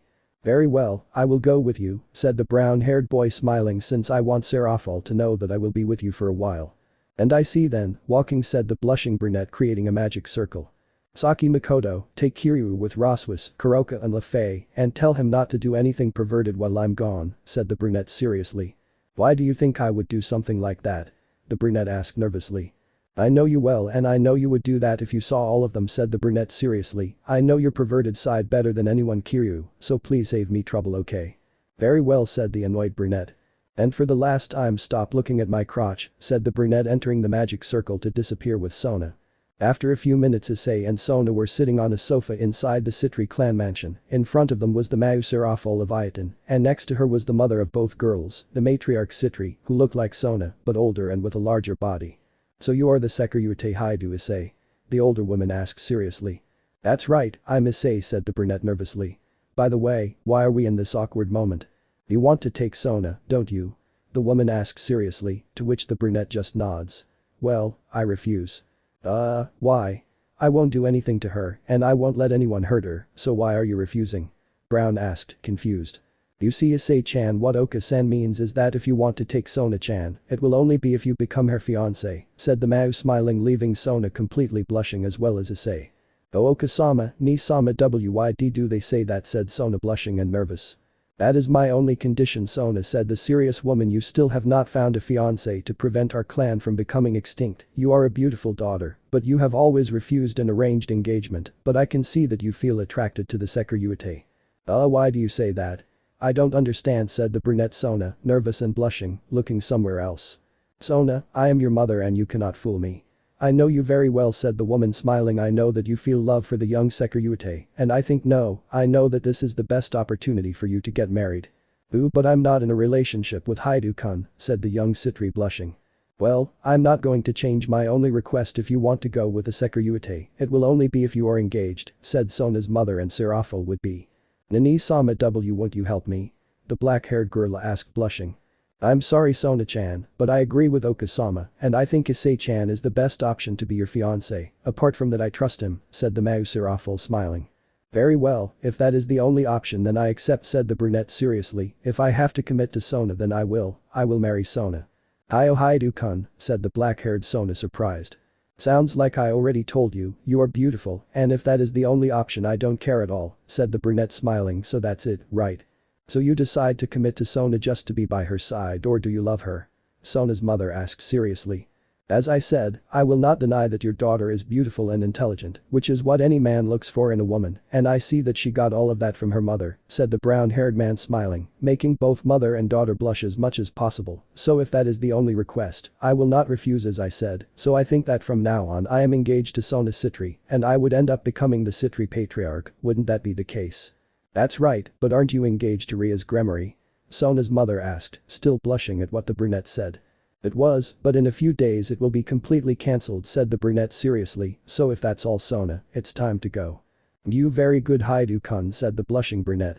Tell me Issei Sona now we are engaged, said the brunette smiling, taking the black-haired girl by the hand to look at Sona's mother, so Oka-san see you later. Saying that Issei disappears from the place by means of a magic circle. Oka-sama, it seems you got a daughter-in-law very quickly and I got a brother-in-law, said the black-haired Serafol smiling. That's right, and by the way, Serafol, have you already gotten it? The mother asked seriously. I know you've started dating someone. And I don't know what you're talking about, so I'll go, said Serafol blushing, leaving the place by means of a magic circle. It seems my daughters have already found a partner, she said smiling. Hot springs and passion with the Valkyrie and Nekomata. Hyoudou Issei was resting where he would live with his girls after he managed to eliminate everything that tied him to the Gremory Group as well as the loving ties he had towards them, which made all of the Gremory Group except Roswa suffer as much as possible for the nonsense they did. Although it was all Issei's plan, they did not know it, and inside they felt like the stupidest people that could exist. When Surzich's as well as Ria's Zudikas and Benelana's parents found out about what Issei did, they were upset with him for leaving their daughter and sister, although after she told him the reason they didn't know exactly what they were going to do. The news that Sona Sitri was engaged to the Sekiryuutei had spread, and in addition to that, the news about Issei and Ria's breakup had also spread, which surprised thousands of demons who did not know the reason. But leaving that aside, Issei was on one of the sofas in the mansion, and he felt like someone had gotten on top of him, and when he opened his eyes, he could see LeFay Pendragon, who was looking at Issei with a smile. What's wrong, LeFay? The brunette asked, looking at the blonde mage. You see, I'm bored of being here so I want to go out, said the blonde smiling. Sounds good, but where would you like to go? Asked the brunette. I don't know, said the blonde, thinking of somewhere. What do you think about going to some hot springs? Hot springs? Sounds good, the brunette said, smiling as he leaned his face closer to the blonde's ear. And tell me, LeFay, you want us to go alone, right? The blonde shouted, extremely blushed. And no, I was saying about go with the others. I see, that sounds good too, said the brown-haired boy smiling. So call Saki and the others to go. By the way, do you know of any place where there is one? That's right, it was while we were on a mission a while ago with Vali, she said, remembering we found some hot springs and it was there that Kuroka tried to enter with Vali but was kicked out by him. Haha. I see, well Kuroka is like that, said the brown-haired boy smiling, so go tell them already. Very well, she said, getting off the chestnut tree to go directly to find the girls. Well, I think at least the hot springs will relax me a little, said the brown-haired boy, sighing. I'm quite stressed out about everything that's happened. And you can say it, Issei, said Ddraig with a serious tone. First time how those who were your females so to speak deceive you, then you erase all your feelings for them, you are kidnapped by a crazy mental woman, and now you have definitely separated from the Gremory Group, with all that you deserve that rest Issei, that, and I didn't tell you about your new engagement with the Sitri. Yes sigh, many things have happened, but well I do all that to protect them. Ria's Gremory, as well as her entourage could be used by that damn crazy woman to catch me, and that was the only way to avoid that, said the brown-haired man seriously, and remembering all that you are right, I need a very long rest, although I know it won't last long, because I am the Sekiryuutei. That's right, the Sekiryuutei will always attract beings of great power, so you still have to be alert, said Ddraig seriously, but take the stay at the hot springs so you can relax. That's right, I deserve that, said the brown-haired boy smiling to see how LeFay was with Sona, Saki, Mikoto, Roswas, Kuroka and Kiryu, who were waiting for Issei. Very well girls, let's go. But that said, LeFay created a magic circle which sent them to some hot springs where it didn't take long for them to enter them, since they all entered the mixed section where Issei could also enter. Although there were some nervous ones like Mikoto Kiba and Sona Sitri who couldn't relax when being around Issei, although there were also some who looked at Issei with lust since they were Kuroka and Kiryu. What's going on, Sona and Mikoto? The brunette asked the black-haired and silver-haired girl. Can't you relax? Well, it's not that Issei, it's just that it's uncomfortable for me to bathe with you, said Sona nervously, even though I'm engaged to you I can't relax. You'll have to get used to this, Sona, the brunette said, smiling, or how do you want our future honeymoon to be if you can't bathe next to me? Edo Sona couldn't put words together because she was completely blushing since in her mind, she imagined her and Issei both completely naked while having sex which ended up making her have a small nosebleed just thinking about it.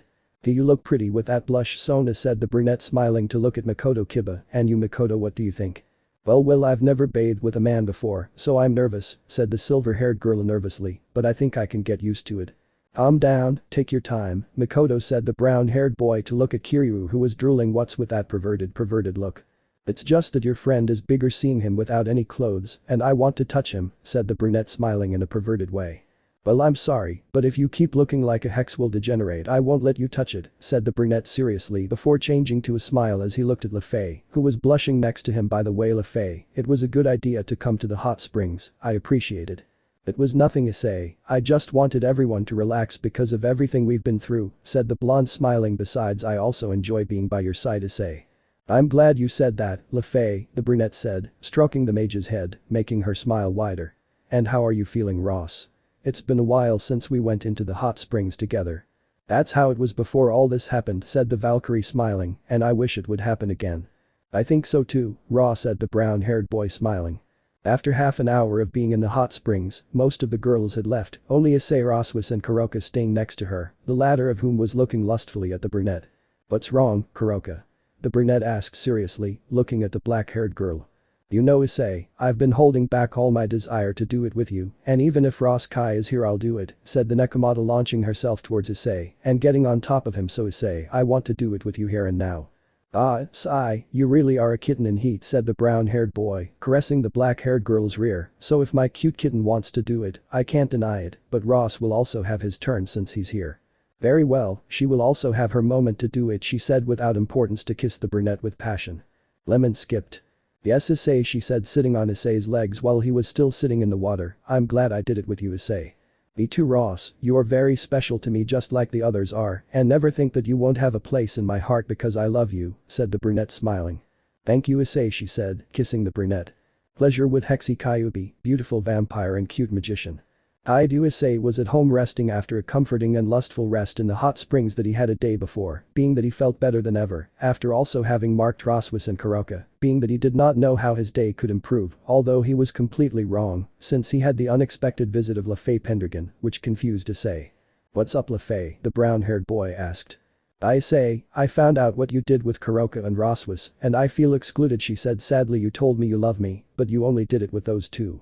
I don't want to pressure you LeFei, that's why I didn't tell you anything, you're still a bit young, said the brunette seriously, I don't want to force you to have sex with me, so we'll take our time.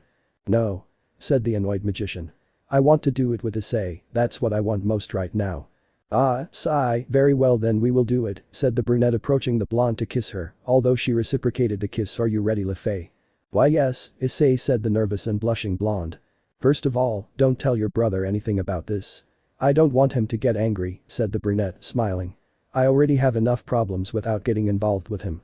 You very well, I won't tell him anything, she said nervously. So let's start LeFei, said the brown-haired boy taking off LeFei's clothes, leaving her completely naked, followed by Issei undressing. Lemon skipped. Thanks Issei, said the blonde kissing the brown-haired boy. After half an hour Issei was putting on his clothes while having a serious look. LeFei, you liked us doing it, didn't you? Asked the brunette seriously. Of course Issei, said the blushing blonde, and I hope we do it again soon. I hope the same LeFei, said the brunette smiling to approach the blonde and kiss her. Well, I think I'll go shit. Hyoudou Issei, what did you do to my sister? Arthur said angrily at the door. Damn, now I'm screwed, said the brown-haired man with a pale face. Hyoudou Issei, you dared to have sex with LeFei, and I will never forgive you for that, said the furious blonde taking out his sword. Caliburn, today you will die Hyoudou Issei. Well, I just have to say something, Arthur, said the brown-haired man seriously. Then say your last words, said the serious blonde. Well, you see, I like doing it with your sister, and I hope to be able to repeat it, said the brunette smiling, activating a magic circle on his feet. I don't know where the hell this will take me, but it's better than here, goodbye brother-in-law. Damn it, said Arthur, launching himself at Issei, completely furious, since by the time he got to where he was, he had already disappeared. You will pay for this Hyoudou Issei. I don't know where you are, but I swear you will pay for this. No one touches my Amato A. But Issei he was in a room he didn't recognize, which confused him. Shit, I didn't set the coordinates because I was in a hurry. I hope I'm not in a bad place now, said the brunette nervously as he heard one of the doors in the room open, which made him nervous. See Sekiryuutei Dono, said someone Issei recognized instantly. Hello Helmhold Karnstein-san, said the brunette nervously. Aya, the blonde vampire shouted, blushing when she saw the brunette. What's going on? The brunette said, surprised by the shout to see that she was only wearing a towel, which made him a little nervous since the blonde. Don't look at me Sekiryuutei Dono, she shouted, completely blushing. Don't scream Helmhold, said the brunette, appearing in front of her while with his left hand he covered the vampire's mouth. I'll do what I know, but please don't scream, I beg you. Really? She said, interested. That's right, I'll do whatever it takes, said the brown-haired boy smiling, so don't shout. Very well, she said, looking at the brunette's torso, making him blush. First, tell me why you're here. Well, that's simple, I was escaping from someone who wanted to kill me, said the brunette nervously. And why did you come to my room specifically? She asked. I entered random coordinates and didn't think they would bring me specifically to your room, said the brunette smiling, and I'm sorry for coming in without your permission. Don't worry, you're welcome anytime, she said, blushing. Don't tell me Helmhold, tell me Issei, said the brown-haired boy smiling. You very well Issei, she said smiling, and can I ask you one last favor? Of course I'll do whatever you ask, said the brown-haired boy smiling. Take responsibility for what has made me feel, said the blonde, approaching the brunette to kiss him, although the kiss was reciprocated by the brunette with that I hope Issei understands my feelings. Of course Helmhold, I understood you completely, so let's do something to celebrate, said the brown-haired boy, knocking the blonde vampire onto the bed as she blushes, so you take responsibility for having turned me on Helmhold-chan. Boo, but if you do it. You'll have to marry me, she said, blushing, and I don't think I'm ready for that. Pure nonsense Helmhold, you would be a great wife, said the brunette smiling, so if I have to do it I will. Really? She said, surprised. That's right, said the brunette, taking off his pants and underwear to approach the blonde. I hope you get ready, Helmhold. Lemon skipped. Okay, Helmhold, we'll see each other again later, said the brunette, putting his pants back on. The next time, we'll do it however you want. Are you really coming back, Issei? She asked sadly. Of course you are mine now, and that means I will come back, said the brunette, approaching the blonde to give her a kiss, with which she put on a shirt that appeared with magic and created a magic circle on her feet. Well, see you Helmhold Hyoudou. But that said, Issei disappeared from the room, leaving the blonde vampire completely blushing. Right now Issei was in the Yokai territory in Kyoto, more specifically in the Osaka temple, and he decided to enter, instantly seeing the beautiful Kitsune. Hello Yosaka, how long has it been? Said the brown-haired man smiling. Issei don't know, what are you doing here? She asked, confused when she saw the brunette so happy. Well, I think I should tell you everything that has happened since the last time we saw each other, Yosaka, said the brown-haired boy, approaching her, telling her everything that happened, as well as his final separation from the Gremory Group, and that's all. So you're not engaged or dating Ria's Gremory or anyone else now? She asked. Well, I'm engaged to Sona Citri, the heiress of the Citri clan, but I still keep the harem, said the brown-haired boy smiling, but why do you ask? Just out of pure curiosity, Issei don't know, she said smiling. Kunu has missed you a lot, and that is also with me. MMIC, and I know why you asked if Yosaka was engaged, said the brown-haired man smiling as he approached the blonde Kitsune. Do you really know? She said, smiling. Of course I'm not an idiot anymore, how could I not realize it, Yosaka, said the brown-haired man smiling. You want a new husband as well as a father for Kunu, and you're sure I'm the right one, aren't you? That's right, but are you sure you want to do it? Being a parent is hard, the blonde said, smiling. Of course I accept if you take care of me first, and you know what I'm talking about, Yosaka, said the brunette, kissing the blonde. Then do you accept? Of course I accept, Issei don't know, or should I say Anata, said the blonde, smiling to kiss the brunette again with great passion. Let's not do it here, Yosaka, because if Kunu arrives, it would be problematic if she saw her future father giving a child to her mother, said the brunette, carrying the blonde Kitsune bridal style, making her blush. So let's go to your room, Yosaka. Lemon skipped. Wow, that really felt good, said the brown-haired boy, lying down on the bed, while the blonde Kitsune lay down on his chest. So Yosaka, you want to be called Yosaka Hyoudou, right? That would make me very happy, Anata, said the blonde, smiling. So you will be Kunu's father from now on, and I hope you do a good job. Yes, I will, and by the way, you're not in mating season, are you? Asked the brown-haired man. Not yet, why do you say that? Don't you want to have a child with me? The blonde asked sadly. It's not that, but Ddraig told me that if a dragon or in your case Kitsune entered her era, she wouldn't let me rest until the day she finished, and I'm a little nervous, said the brown-haired boy smiling, but when that moment comes I will take responsibility, and I will do what I have to do to make you happy. I see, I'm glad to hear that Anata, said the blonde smiling as she heard the door open, seeing the little blonde Kitsune enter. Kunu, what's wrong? Mother, why is Issei Dono with you in bed? Asked the little Kitsune. He is your new father, Kunu, said the blonde smiling, isn't he, Anata? If that's right, Kunu, I'm your father from now on, said the brown-haired boy smiling.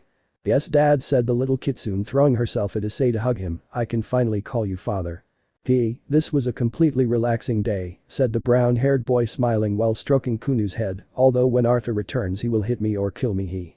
Training with the goddess of infinity. Hyoudou Issei was now in Kyoto looking at the sky thoughtfully. Shit, I don't want to go back and have Arthur try to kill me, said the brunette seriously. I don't like him, but what can I do? What's wrong, Dad? Said Kunu approaching Issei. It's nothing, Kunu, I was just thinking about some unimportant things, said the brown-haired boy smiling, and what are you doing? I'm bored so I came to see you, she said, putting her head on Issei's legs. I never thought you would become my father. Well, I had thought that one day I would marry your mother, said the brunette smiling, so I always looked at you as a daughter. Thanks, Dad, she said smiling. Wow, Issei, so you already have a baby? Someone behind him said. Office, what's going on? Said the brown-haired boy, looking behind him as the goddess of infinity, Office Ouroboros, stood. Only I was bored of being with Rojo all the time, said the black-haired girl smiling. He's lazy, and a lot of silence bores me. I see, said the brown-haired man smiling, and well, why did you look for me? Well, I know what happened with the Gremorys, so I'm not upset but happy, she said, hugging the brown-haired boy from behind, since I'll have more attention from you. Office is not here, Kunu is here, said the brown-haired boy smiling, so, tell me what kind of attention you want. Like the others, said the black-haired girl smiling, I want you to give it to me like the one you gave to the vampire, the Valkyrie, the Nekomata, the magician, the Kitsune and the girl from the other universe. So you want to do it? The brown-haired man asked. That's right, Issei, he said smiling, so why don't we go now? Okay, we'll go wherever you want, said the brown-haired boy smiling. Kunu, I have to go, but I'll be back later. Do you really have to go? She asked sadly. Don't cry, I told you I'm going to come back, after all I'm your father, said the brunette smiling to caress the blonde's head as she leaves and gets up, since the goddess of infinity was hanging on her back. Do you want to be there all day? I'm eaten here, so there's a problem. Said the goddess smiling. No, actually there isn't any problem, I just wanted to ask, said the brown-haired boy smiling, so walking Office, you decide where you want to go. Very well, Office said smiling, creating a crack, and there they both entered, appearing in a room. This will be Issei. Very well, and tell me how we will do it. After all, you can modify your appearance, said the brown-haired man. We'll do it like this first, she said, throwing Issei onto the bed to pull down his pants. We'll use my usual appearance first, then the other one. Very well, if you want to use this form, it doesn't bother me at all, said the brunette smiling. After all, you are very beautiful this way. You didn't like big breasts? Office asked. Yes, I still like them, but I'm not going to force you to do anything, so if you want to do it that way, fine, said the brunette smiling. Besides, I have a small weakness for lawless. I see, said the goddess smiling, then let's start. Issei, I want to see how strong a child of the Sekiryuutei and me would be. Lemon skipped. Just don't make her fight against Great Red later, said the brown-haired man seriously. Very well, I won't do it, as long as you also take care of him, said the black-haired girl smiling. Yes, I will, said the brown-haired boy smiling. The crazy woman returns and the changes of the dragon goddess. Hyoudou Issei, who had been in the room with Office Ouroboros for more than 2 weeks, looked somewhat tired but still didn't show it, since the goddess of infinity was smiling on his chest. But this Issei, I will have a baby of yours, said the black-haired Office smiling. I see, I hope Office arrives soon, said the brown-haired man, caressing the goddess's hair, but even so, can you still train me, Office? Of course, Issei, but why? The black-haired girl asked, confused. I want to be stronger, that crazy Sashinami can't beat me, but I still need to be stronger and not fall behind volley, said the brunette seriously, so can you do it? Very well, I will do it, Office said smiling. I will make you the strongest Sekiryuutei of all time. I hope so, Office said Issei smiling. So when does my training start? From now on, Issei said Office, getting out of bed, because in just 4 months my dragon instincts will make me become violent, and I don't want to be violent with the father of the child I will have. I see, then let's start training, said the brown-haired man. After that Issei was training for almost 4 months with Office, being that with her the pregnancy became more and more noticeable, being that Issei, seeing that Office's behavior was beginning to change, decided to stop training with her and have a new training this time alone, with which he managed to control the powers that Office gave him, as well as those he had from Great Red, achieving with this a new armor which made his powers reach unimaginable levels. So 7 months after entering that room Issei and Office had left the room. I was away from the girls for quite some time, I'm sure they'll kill me, said the brown-haired man sighing as he looked smiling at Office, whose belly was already quite developed, considering that in 2 months she would have her son or daughter, but I think that the fact that you're expecting my child is worth it. I'm also hoping to have our son Issei, Office said smiling, but we were only away for a week. But it's been 7 months, so how can you explain why you're pregnant? The brunette said, confused. Well, that's simple, where we were was a special room where time passed more slowly, Office said a day outside is a month inside. I see Issei said, understanding, but I hope the girls don't kill me when they see you pregnant. It doesn't matter since you are mine as well as theirs, and so they will have their turn later, Office said smiling to hug him, so for now you are only mine. That's right, Office, I'm all yours for now, said the brunette smiling while stroking Office's head, so let's go home. Very well Issei said Office smiling to create a dimensional crack which makes them leave there. But they didn't realize that a small drone had seen them, which was controlled by Sashinami Shoko. That damn bitch had a child from who is mine, said the brunette furiously destroying the screen with a blow. Damn it, I will not let anyone take what is mine anymore, Yuruka Kiriham kill all those damn bitches who are next to the Sekiryuutei Hyoudou Issei, if you do it right you will have what you ask for. As you order, Shoko-san said a brunette with a good body I will take care of all of them. I'm counting on you, that after this Issei will be completely mine, said the brunette smiling no one else will be able to take him away from me haha. With that, the brunette leaves the room, leaving the brunette alone, laughing her head off, believing that her plan would work. Elsewhere Issei was in Kyoto, Yasaka's home, and she was the first to find out about Office Ouroboros' pregnancy. So the goddess of infinity Office Ouroboros whom you saved a long time ago is now pregnant with you, Yasaka said seriously. That's right he said the brunette nervously I regret not having given you a son first Yasaka. Well it doesn't matter Anata said the kitsune sighing, but well at least Kunu will have a little brother or sister in a few months, although I would have liked to be the first to have a child of yours Issei I see that maybe I will be the second. I'm sorry about that, Yasaka the brunette said nervously, but I promise that when you're in your mating season, I'll be here instantly. Very well, I'll trust you, Anata Yasaka said, smiling, but would it be better if you go tell the others about what you did with Office, or do you want them to find out when she has your child and you end up getting beaten up for it? I think you're right said the brunette nervously so let's go Office, it's time for everyone to know what you're waiting for, so Office, it's time for us to go, Yasaka, I'll come back later. But that Issei and Office disappear from there through a dimensional rift. In the end, Dad will give me a little brother, but he won't be yours, Mom said Kunu, sighing. It doesn't matter Kunu, since I promise you that the next little brother you have will be yours, since your father promised it, right? Yasaka said smiling. It's true, I want that moment to come said Kunu smiling. There's not much left Kunu, there's not much left, Yasaka said smiling while stroking the little kitsune's head soon Anata you'll be just for me for a whole week. Now Issei was in front of Saki, Mikoto, Sona Citri, Roswis, Kuroka, Kiryu, Lefei and Elmahuld, who had serious looks towards Issei. So Issei where were you? Sona asked seriously. We were worried about you.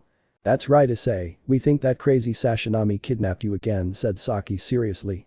I'm sorry for worrying you, but I've been training, said the brunette nervously, and as you know, Elmahuld is your new partner, as is Yasaka, who are now with me. So in the end Issei Naya won't lose the idea of the harem Naya, said Kuroka smiling. That's right, but I don't want them to get angry and want to kill me because of what they'll see, said the brunette nervously, since everyone was confused very well Office, you can come in. When she said that Office entered the room and everyone was surprised and upset to see the belly of the goddess of infinity. What does this mean Issei? Sona said angrily. Why is Office pregnant? Let me explain, a week ago I went to train with Office, although at first I ended up doing it with her, said the brunette nervously, although later I started training managing to obtain more power, in case the crazy girl comes again, are you girls upset? Issei, we just want to extract all the semen that your balls have, so you can't give more children they all said while expelling an evil aura which made Issei feel nervous. Hi girls can you calm down said the nervous brunette. Issei, you will come with us they said. Shit I'm scared, said the brown-haired boy while he trembled seeing the furious girls when Office stood in front of him Office. If you try to touch my Issei I will kill you Office said furiously while expelling all her dragonic energy, which made the other girls calm down and get scared when they saw a furious future mother whoever wants to touch my Issei will suffer, did you hear? Why yes oh Office-sama, the girl said nervously while trembling, we won't do anything to Issei. It's scary, Issei said in his thoughts, sweating profusely at the sight of the fury of the goddess Office Ouroboros. This woman is very scary, but at least I was saved from the beating the girls were going to give me. Will I have won in the end? I say, you're fine, Office said smiling, hugging the brown-haired boy. Those girls won't do anything to you anymore, and we'll be able to spend more time together. You very well, Office, we will be together longer, said Issei nervously.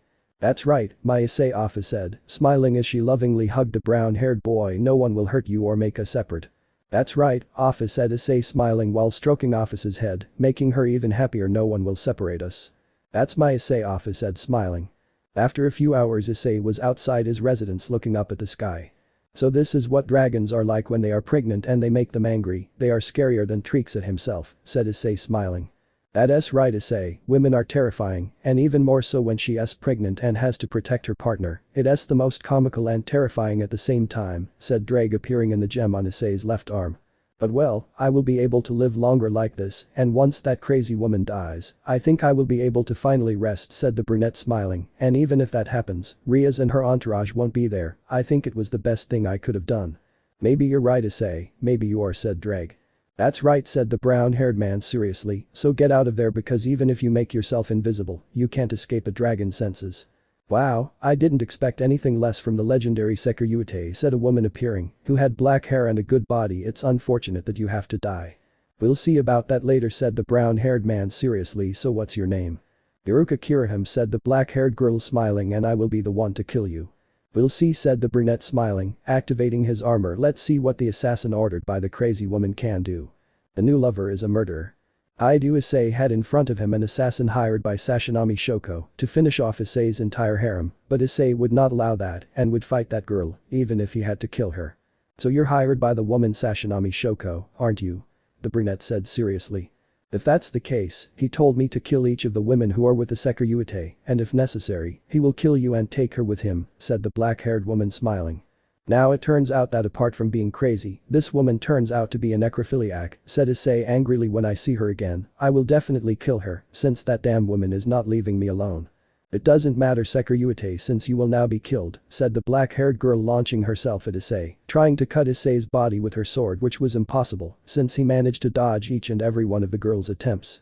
You are fast, this would have killed my old self, said Issei, stopping the sword with a finger. Tell me, Iruka, how much did Sashinami Shoko pay you to do this job? Money is the least of it. If I can finish you off, nothing will matter, said the girl smiling as she stepped back. So stop playing Sekiryuutei and fight seriously if you don't want to die.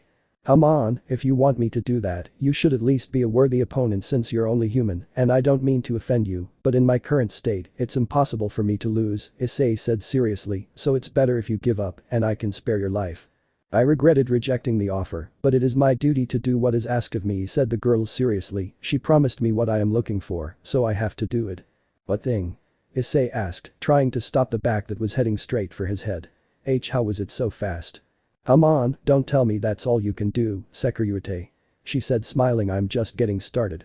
Wow, you are more interesting than you seem, said Issei smiling, and even more so that ability of yours that you used to increase your speed even more in just a second, since you appeared when I was distracted. So you've noticed that, says the black-haired girl, smiling. Well, if that's the case, I can do it. It's a skill I have that allows me to kill without anyone noticing. And making yourself invisible is also one of them, right? Issei said smiling, because even if you hid yourself, your scent couldn't disappear and I could detect it. In the end, it seems that it is impossible for me to hide from a dragon, and even more so if it is a celestial one, said the black-haired girl smiling. So I think I will have to try even harder, Recoil Buster. When she said that she is enveloped in a large amount of black energy, and she just smiled, seeing how Issei was surprised and confused by what he was seeing. Is this another one of your killing techniques? The brunette said seriously. It doesn't seem like something that wouldn't attract attention. I only use it against someone who is stronger than me, and you will be one of the few I will use this on, said the black-haired girl smiling, launching herself at Issei to try to cut him with her sword. I think if you use a sword I will use one too, said Issei, smiling to see a sword appear in his left hand, with which he stopped the girl's sword. I present to you the old reliable Ascalon, the legendary Dragon Slayer sword. How do you have a Dragon Slayer weapon? The black-haired woman said in surprise. It should be impossible for a dragon to even bear the presence of that weapon. That's because I made a deal with Ascalon with which I can now use it without any problem, said Issei holding the Dragon Slayer sword with both hands. Before I felt uncomfortable and nervous when using it because it released its Dragon Slayer energy to avoid using it, but after a small deal, I managed to make it accept me as its master, thus being able to use it 100%. Wow, you are the first dragon to have Ascalon as well as the first to use it with its consent, said the black-haired girl smiling, but that won't do.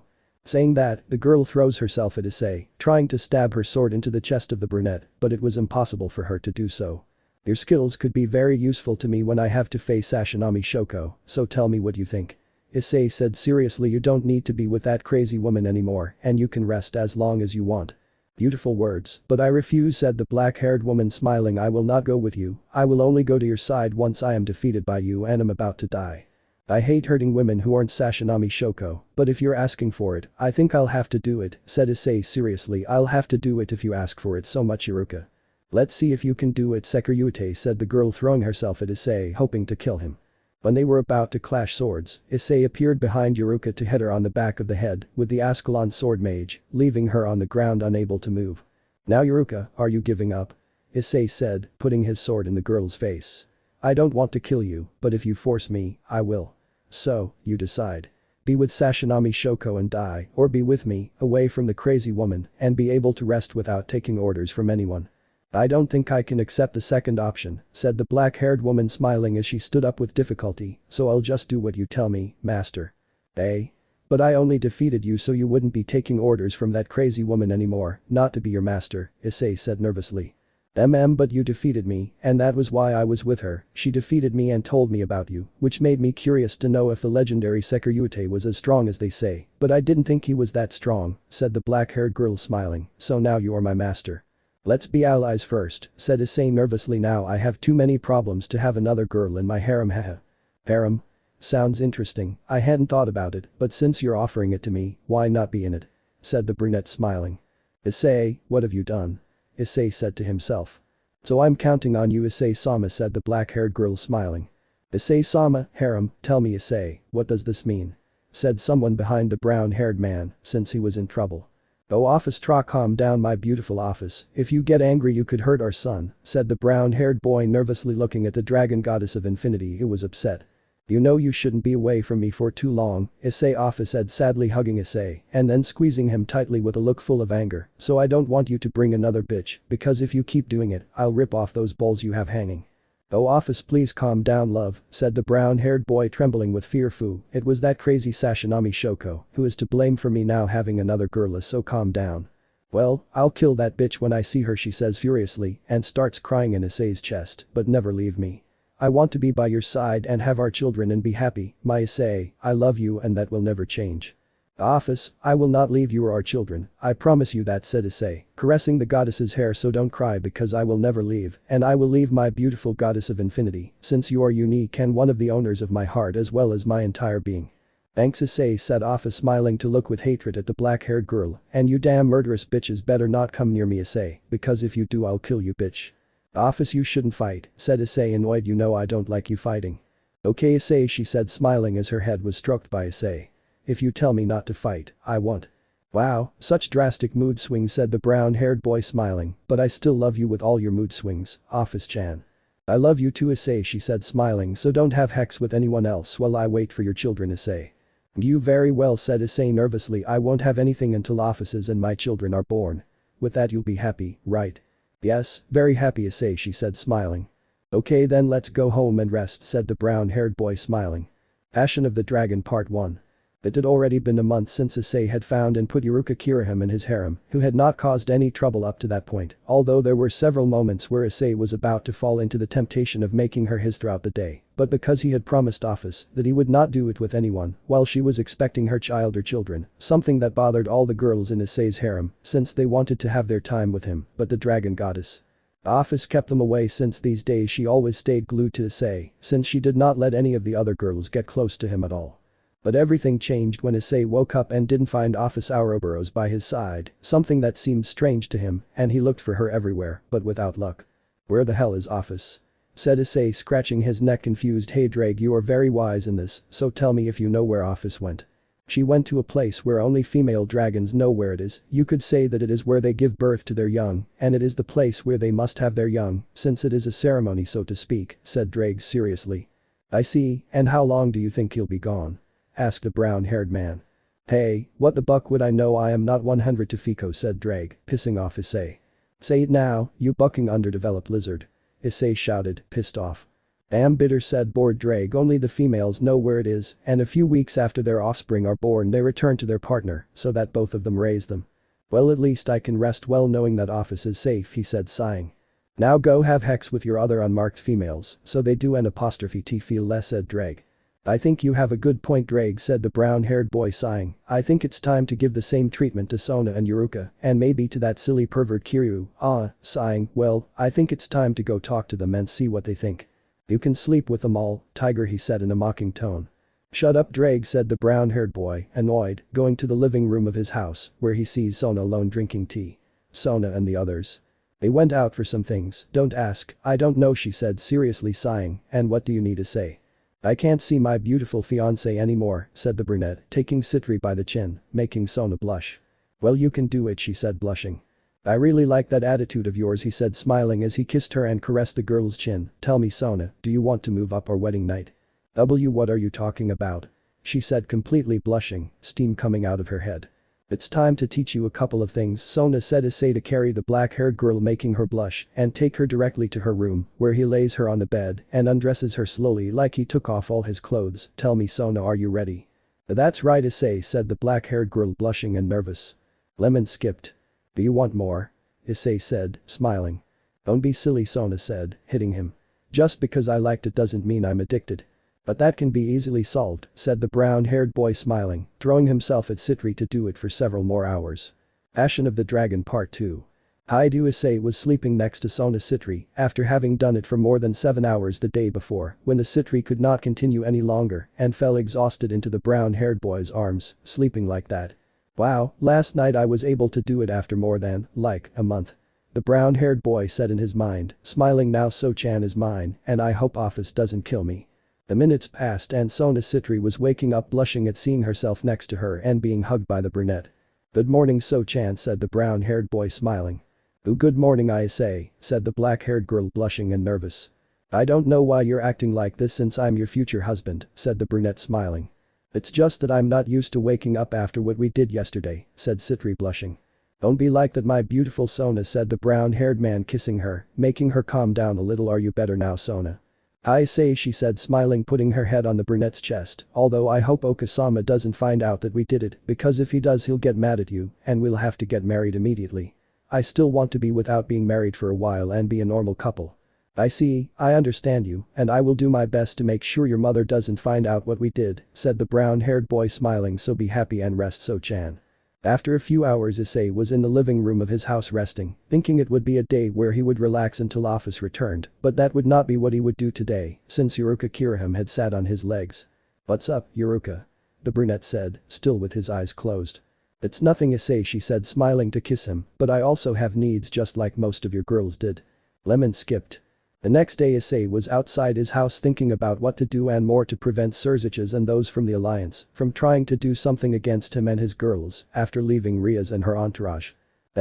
What can I do to stop a Siskin from wanting to kill me even more? Said the brunette, leaning against the wall. Someone who wants to catch. Someone who hates, someone who wants to kill the alliance, someone conceited, but who? Why don't you just go after Rizavim's remaining henchmen, and that it said Ddraig in Issei's mind. For those useless people. It sounds so easy to do, to the point of laziness, said the brunette seriously, but do you have any information? Not much more than sending several wyverns to search for traces of him, said Ddraig. And what did you manage to get? Asked the brown-haired man. They are trying to make a clone of him to revive what little remains of the cow's bridge. Until now they have 60% of the body, the copy is in its adolescent phase. Said the dragon, visualizing in his mind what he could see thanks to the wyverns. In 2 months, the Rizavim clone would be 80 to 90 months old. Well, I don't want them to revive it completely, so it will be easy to do all this, said the brown-haired boy, yawning. Maybe that will make me stop feeling sleepy. But that said, Issei headed towards the Arctic where the last base of the cow's bridge was supposed to be and where the new Rizavim was being created. Issei was using his balance breaker, using his inner flame to not freeze. Okay, so this is the place, huh? the brown-haired man said seriously. It's so far away that I can see why no one knew about this crap. And what would you do, said the red dragon.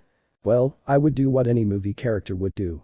First I would destroy the gate, kill all of Rizavum's servants, and then get that old man out of there and have an epic fight where I lose an arm and am loved by all the women of the underworld, said the brown-haired man smiling. Or I could do this simpler. How, asked Ddraig. Well, to such an extent that I only do this, said the brown-haired man, his cannons appearing on his shoulders, accumulating dragonic power. With a single shot I would finish them all off, and thus I wouldn't waste my valuable time fighting uselessly against a cheap copy. Besides, Rizavum is boring, so it will be the end of him forever. Dragon Blaster Cannon. With this, a great torrent completely destroyed the last base of the Cow's Bridge, as well as the last members of it. Well, one less plague, said the brown-haired man, taking out a wyvern, which had all the information about the base. Millimeters, only 100 members left.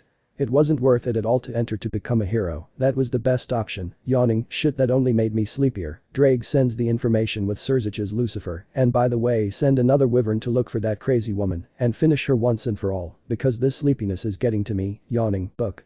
Very well, but come back since office won't take long to return, so you have to go back, he said seriously. Hi, first let me take a nap. Killing idiots was exhausting, he said, to fall to the ground and sleep. This man is really an idiot, but I like him, haha, said Ddraig, to create two wyverns, being that one he sent to the underworld and the other in search of the crazy Sashinami Shoko. Now rest, you piece of idiot. Yawning, buck. Now sleep has stuck to my bucking Issei. Return of the Dragon Goddess Office.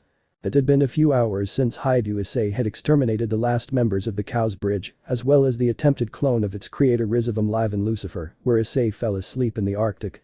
Buck, what a good dream, said the brown-haired boy, yawning. How long have I been asleep? I don't know, darling, someone said. Office. Said the brunette, looking at the brunette who had the brunette's head on her legs. I missed you. Me too, said the black-haired girl, smiling. Hey, and by the way, and my son, said the brown-haired boy, smiling excitedly. On your chest, said the brunette, smiling, pointing at a small brown-eyed boy on top of Issei who was sleeping. Our little one, said the brown-haired boy, smiling as he stroked his hair, is very cute. Our little one was born my Issei, said the black-haired girl, smiling. And tell me, why are you in this place? I came to finish off what was left of the Cow's Bridge, as well as the clone they were trying to make of Rizavum, said the brunette seriously. I killed them all, and I got sleepy, so I fell asleep here. I see, said the black-haired woman, smiling, and why don't we go back home, so you can rest better and be with Arashi? That's our son's name, right? The brunette said, smiling, and she just nods. I like his name, Arashi Hyoudou. I see, said the black-haired girl, smiling as she kissed Issei and created a dimensional rift, as well as carrying her little brown-haired girl. Come on, honey. Very well, my office chance, said the brown-haired boy, hugging the black-haired girl from behind. I'm glad you're by my side and that you've given me such a beautiful son. Issei, you're making me feel like the best woman, said the black-haired woman, smiling, but we better go home, the others will be waiting for you. Well, there was no one when I came, but why not? Said the brunette, entering with the black-haired girl to the entrance to appear at a residence where they were expected by everyone. Issei, now you're back, said the black-haired Nekomata. Yes, and I present to you the newest member of the family, said the brown-haired boy, smiling, carrying the little brown-haired boy who had woken up. His name is Arashi. Issei-san, Naya, said the black-haired Kuroka, touching Issei-san's cheeks. I want one now, Issei, Naya. You'll have it soon, Kuroka, said the brown-haired boy, smiling while kissing the black-haired Nekomata. I want it now, Naya, said the brunette, annoyed. You're not the only one, Kuroka-san, so don't worry, soon Issei will give us our turn, won't he? Said the silver-haired Rosswas. That's right, Ross, I'll give you your turn soon, said the brown-haired boy, smiling, so don't worry, Kuroka, in a few days I'll give you what you want so much. Yes, said the Nekomata, smiling. So now what? Said the black-haired Yuruka, looking at the brown-haired boy. We'll wait for Surzich's to contact me so we can avoid problems with that Siskin, said the brunette seriously. With what I send him, I hope it will be more than enough so he doesn't come to me with bullshit. While in the underworld, Surzich's Lucifer was watching the recordings he received through Issei's wyvern, seeing how he was still on his side after learning that he destroyed the last members of the Cow's Bridge. The Sekiryuutei is still on our side, but why did everything happen? I don't think Riaz would leave Issei for nothing. There's something she's hiding, said the Redeed seriously, turning around at his desk, but I can't know anything being here like an idiot. Hey Azazel, did you find out who that woman who had the Cow's Bridge was? Well, something like that, said the black-haired man at the door. You could say she's a human, but with greater strength than any human. She wasn't altered by any known faction, much less by any human. So what? Do you believe in those aliens and that they created her, and that curiously, the Cow's Bridge found her and added some genes to her over the course of 25 years, making her someone who can rival a Mau? the redhead said jokingly. Hey Sekiryuutei, do you have telepathy? You said everything I thought, the black-haired man said, surprised. What do I think now? Go to a brothel to see boars. The redhead sighed. Come on then, kid, you haven't had fun in years, said the black-haired man pulling Sekiryuutei. Tonight we'll have fun like gods. Hey, but what about that woman? Asked the redhead, being dragged. I already told Tannen to take it to Issei, he knows where it is, so don't worry, my boy, you're going to have a lot of fun, and maybe you'll never forget this day, said the black-haired boy smiling. Ah, sigh, this better be entertaining Azazel, said the redhead smiling, opening the door to see his wife Grafia with a whip, turning the redhead blue gra Grafia-chan what's wrong? Sekiryuutei sama, where did he say he was going with Azazel sama? The silver-haired girl said in a muffled voice, scaring Sekiryuutei and Azazel even more. Azazel was going to show me his new apartment in Ku, and I wanted to know what things he might have from the demons, said the nervous redhead. Do you think I'm stupid, Sekiryuutei? Said the silver-haired girl, lashing the ground with her whip, destroying it. I know you were going to see some boars, so don't lie to me. If that's what we were going to do, Grafia said the nervous black-haired man. Very well, both of you will receive a punishment, said the silver-haired girl. Fucking hell, said Sekiryuutei, jumping out the window. Run bitch run. Don't leave me, darling. Said Azazel, jumping out the other window and running alongside Sekiryuutei. Run, the crazy woman is catching up with us. Mommy? Said the redhead, scared, seeing his wife flying with a terrifying aura. The clown Azazel has already fallen on us. Don't say it, you idiot, better run. The black-haired man shouted, scared. AI, the crazy woman is catching up with us. Both of you will be punished and castrated for wanting to commit adultery, said the silver-haired woman angrily, leaving both of you against a cliff, so prepare your asses. Mommy? They both said scared, hugging each other. Nuevo. That day Sekiryuutei, Lucifer and Azazel learned that they should not make the Ice Queen Grafia angry for anything in the world, and both of them had an enormous fear of her which they would never lose. While at Issei's residence, he was resting with Office and his little son, but in the middle of the room, a magic circle appears from which a smaller Tannen emerges along with a covered capsule the size of Issei or larger, confusing him. What's up, Asen? What's up with that thing? Asked the brown-haired man. This is something for you, Issei, from Azazel with much love, ha ha ha ha, said the ex-Dragon King laughing. Okay, I don't know why, but I have a bad feeling, said the brunette, opening the capsule so that a purple-haired woman fell on top of him, knocking him to the ground. What the buck? This is what Azazel gave you, enjoy it, ha ha ha, said the dragon, disappearing in a magic circle. Asen. The brown-haired boy shouted angrily. Wow, Issei, you have a new girl, said the black-haired Office. The ha ha Hyoudou is a baka. Said the brunette Kiryu, laughing. He gets girls out of nowhere, ha ha ha ha. Shut up, you damn pervert hick sucker, said the pissed-off brunette. Well, let me suck you off to be that one, said the brunette, smiling. You really need help, said the brunette seriously, looking at the purple-haired girl to pick her up. Well, I'll take her to the room. Don't buck her yet, Hyoudou, said the brunette, laughing. Look bitch, tomorrow I'll hit you so hard that you won't sit down for a month to see if you like it so much, said the brunette, annoyed. And by the way, Kuroka, tomorrow you'll be the next one too, and I'll give you the child. Oh okay, said the black-haired Nakamata, surprised. Fixing problems in the underworld. Hyoudou Issei had taken Aika Kiryu to his room where he did it with her for several hours until leaving her exhausted, where she learned that she should never doubt the brown-haired man's word, and after that she was also an official member of Issei's harem, as well as Kuroka, who had had her complete time with the brown-haired man, where after 2 weeks she had ended up practically officially pregnant, being the second of the girls to be impregnated by the brown-haired man. The girl he had found, or rather that Azazel had sent to his house, had not woken up and was still unconscious. They still did not know the reasons why she was like that, but even so Issei knew that the girl would soon wake up and tell everything. Right now Issei was in the living room of his residence sighing from boredom with Kunu and Arashi, while the little blonde was hugging her half-brother, who was sleeping happily in the arms of his half-sister. Dad, my little brother is very cute, said the little kitsune, smiling, but when will you have one with mom? Well, that will be in time. Your mother needs to reach a certain day so that your brother can be born, but when that day comes, we will do everything possible so that you have your own little brother from your mother and me, said the brown-haired boy, smiling. So, can you wait? I don't like waiting, but I accept if I can have my little brother or sister, haha, said the little blonde, smiling, but I will also take care of my little brother Arashi. I'm glad you're taking care of him, Kunu. You'll be a great older sister, said the brunette, smiling. So I hope you'll help me since your dad is a bit of a fool. Okay, I'll help you, said the little blonde, smiling. I'll take care of my little brother better than anyone else, and I'll be the best one-chan of all. Yes, you will be, but as an older sister's first job it is to prevent your little brother from waking up and crying, said the brunette, smiling, so don't make too much noise, Kunu. If I don't make too much noise, Dad, said the blonde, smiling. After half an hour a magic circle with a hologram appeared showing Serzich's Lucifer, who showed a look full of seriousness. "What's up Serzich's?" the brunette asked seriously. "Why did you contact me?" "Hyoudou, how do you know you are the pillar of the alliance and also the ambassador of the dragons and most of the factions?" asked the serious Reed through the hologram. "Yes, I know it completely, Lucifer," the brunette said seriously. "Do you want me to do something for what I did to your sister? Will be even when I eradicate the last members of the Cow's Bridge, so I hope you don't involve your sister in this, because I don't want to hear her name or see her." "Calm down Hyoudou, this has nothing to do with her, this is about an alliance with another faction," said the serious Reed. "Faction? Don't they already have them all?" "Well, as far as I know, they're also in talks with several other supernatural factions from other countries, so which one is missing?" the brunette asked, confused and serious. "It's with the human faction," said the serious Reed slightly surprising Issei. "Humans? This is strange even for you, Serzich's," the brunette said seriously. "Those humans you want to make a deal with must be very strong." "That's right, those humans can produce fake holy swords with powers so great that they rival an original holy sword, even in Excalibur," said the serious Reed. "They have even tried to kidnap the daughter of the Rehavane, who are the ones who can create fake holy swords, and although they have already assigned 2 bodyguards, if the alliance will be made, they have asked me to send a trusted person from the alliance, and you are the one everyone has chosen." "I see where I have to go now, or what?" the brunette asked, sighing with boredom. "To this place," said the Reed, opening a magic circle which would send him to that place. "And by the way, these are the girl you must protect and her bodyguards.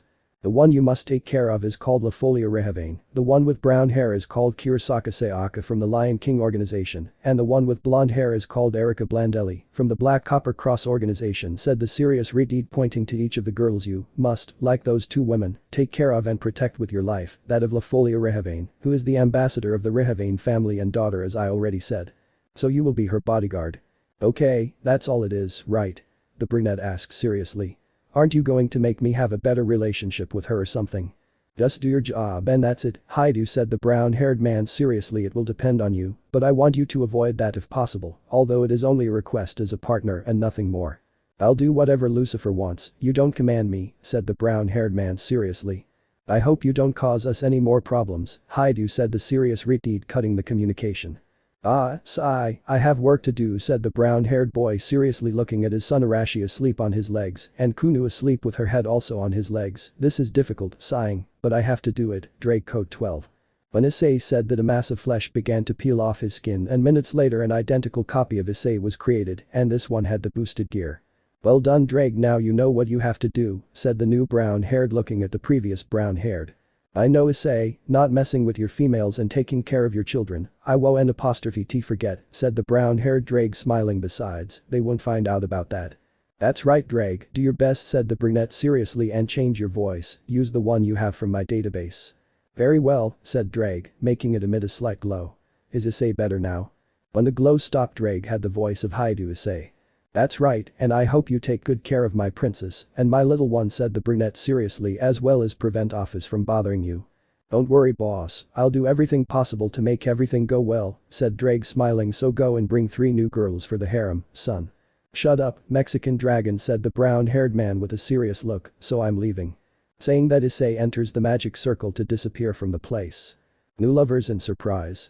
Hyoudou Issei stood in front of the human ambassadors, as well as the daughter of the Rehavane family, Lafolia Rehavane, as well as her 2 bodyguards Kizunaddraig and Erika Blandelli, possibly the 2 strongest female swordsmen being human, who looked seriously at the brown-haired man. "So you are the Sekiryuutei that Mau Serzich's Lucifer sent, right?" the blonde said, pointing at him with her sword. "That's right, my name is Hyoudou Issei, the current Sekiryuutei and ambassador of the factions," said the brown-haired man seriously, bowing slightly. "You must be from the Black Copper Cross Erika Blandelli organization, right?" "That's right," said the serious blonde. "You're the one who defeated so many legendary beings and is still alive, huh?" said the brunette seriously. "That's right, and you are Kizunaddraig from the Lion King organization," said the brown-haired boy looking at the brown-haired girl. "That's right," said the chestnut. "Well, you know who we are, Hyoudou Issei-kun," said the silver-haired girl smiling. "That's right, daughter of the Rehavane," said the serious brown-haired man. "Just tell me Lafolia," Hyoudou said the silver-haired girl smiling. "Okay, that's what I'll do, and are you the only ones coming?" the brunette asked, confused. That's right, my parents are there, said the silver-haired woman pointing towards a window of the large mansion to a serious silver-haired man, as well as an equally serious silver-haired woman, and they still don't want to see the demon kings, angels and cadres until the alliance has been formed so they can trust them. I see you're both cautious, said the brown-haired man seriously, understanding, so it's time to go, isn't it? That's right, said the silver-haired girl smiling, entering the magic circle to find herself in the meeting room with 3 of the 4 mass, Serzich's Lucifer, Seraphol Leviathan and Ajuka Beelzebub, in addition to also being the overlord of heaven Michael, and the strongest angel of all Gabriel, as well as Barakiel and Azazel. From the Yao case there were Yusaka and Kunu, Issei's partner and daughter, from the Nordics there was Odin, as well as his son Thor. It seems that you have finally arrived, Hyoudou Issei, said the redeemed Serzich's Lucifer, looking at the brown-haired man along with the other 3 girls. It is a pleasure to meet you, Lafolia Rehavane-san. The pleasure is mine, Mau Serzich's Lucifer, said the silver-haired girl smiling, as well as the other mass, angels, cadres, Yao case and Nordics. Wow, the little daughter of the Rehavane is very respectful, you can see that she received a good education, said the Odin duo, smiling with a touch of perversity. Leave that look, Odin-sama, said the brunette Sayaka, turning her sword into a bow to shoot an arrow of light near her ear. Girls these days can no longer be seen as women, the old man said, smiling. If Roswis were here she would have already beaten him and called his wife Odin, said the brunette sighing, making the old god nervous. I better shut up, said the nervous old man. Haha, even father knows that with mother he must be feared, said the son of the god Odin, Thor. Women are to be feared, said the red-haired Serziches nervously. I agree with you, said Michael, Azazel and Barakiel nervously. And just say that your wife is the most powerful goddess of all, your actions are blowjobs, said the serious brunette. Well, the meeting is getting off track, isn't it? Said the dark-haired Seraphol Leviathan. We came to talk about the meeting with the Rehavane and their affiliates, but they end up talking as if we were literal demons, monsters, or freaks. Seraphol is right, it is time to get back to the original topic, said the green Pelia Ajuka Beelzebub seriously, Miss Lafolia Rehavane. Yes, Mau Ajuka Beelzebub, said the silver-haired girl smiling. Did your parents set any conditions for the meeting with the factions? The green-haired man asked seriously. Well, not only my parents, but also the Lion King organization and the Black Copper Cross set the same condition, said the silver-haired girl smiling, while the brunette and the blonde looked away with a slight blush. And that serious? The green-haired man asked, confused, seeing how the silver-haired woman's 2 bodyguards were acting. If I may ask. Well, my parents asked the Sekiryuutei as my future husband, said the silver-haired girl smiling, surprising everyone, although Issei only a little, and the 2 organizations also asked the Sekiryuutei as Erika Blandelli and Kirasaka Sayaka's partner. Wow, Issei winning girls by magic, hahaha, said the black-haired Azazel laughing, you get girls out of nowhere, Issei, do you use magic for that? I don't use magic for that, Azazel, said the brown-haired boy, annoyed. I am just who I am and Lafolia. Hi. The silver-haired girl said, smiling. What's going on? You see, about that, first I will have to get to know the 3 of them and for them to trust me and for our relationship not to be something forced, said the brunette smiling. I want them to be with me because they want to and love me, not because it is an obligation due to the union with you. Wow, the Sekiryuutei is more considerate than I thought, said the silver-haired woman smiling, and if he accepts that meeting, it seems like a very good thing to me, and that way I can get to know my future husband better.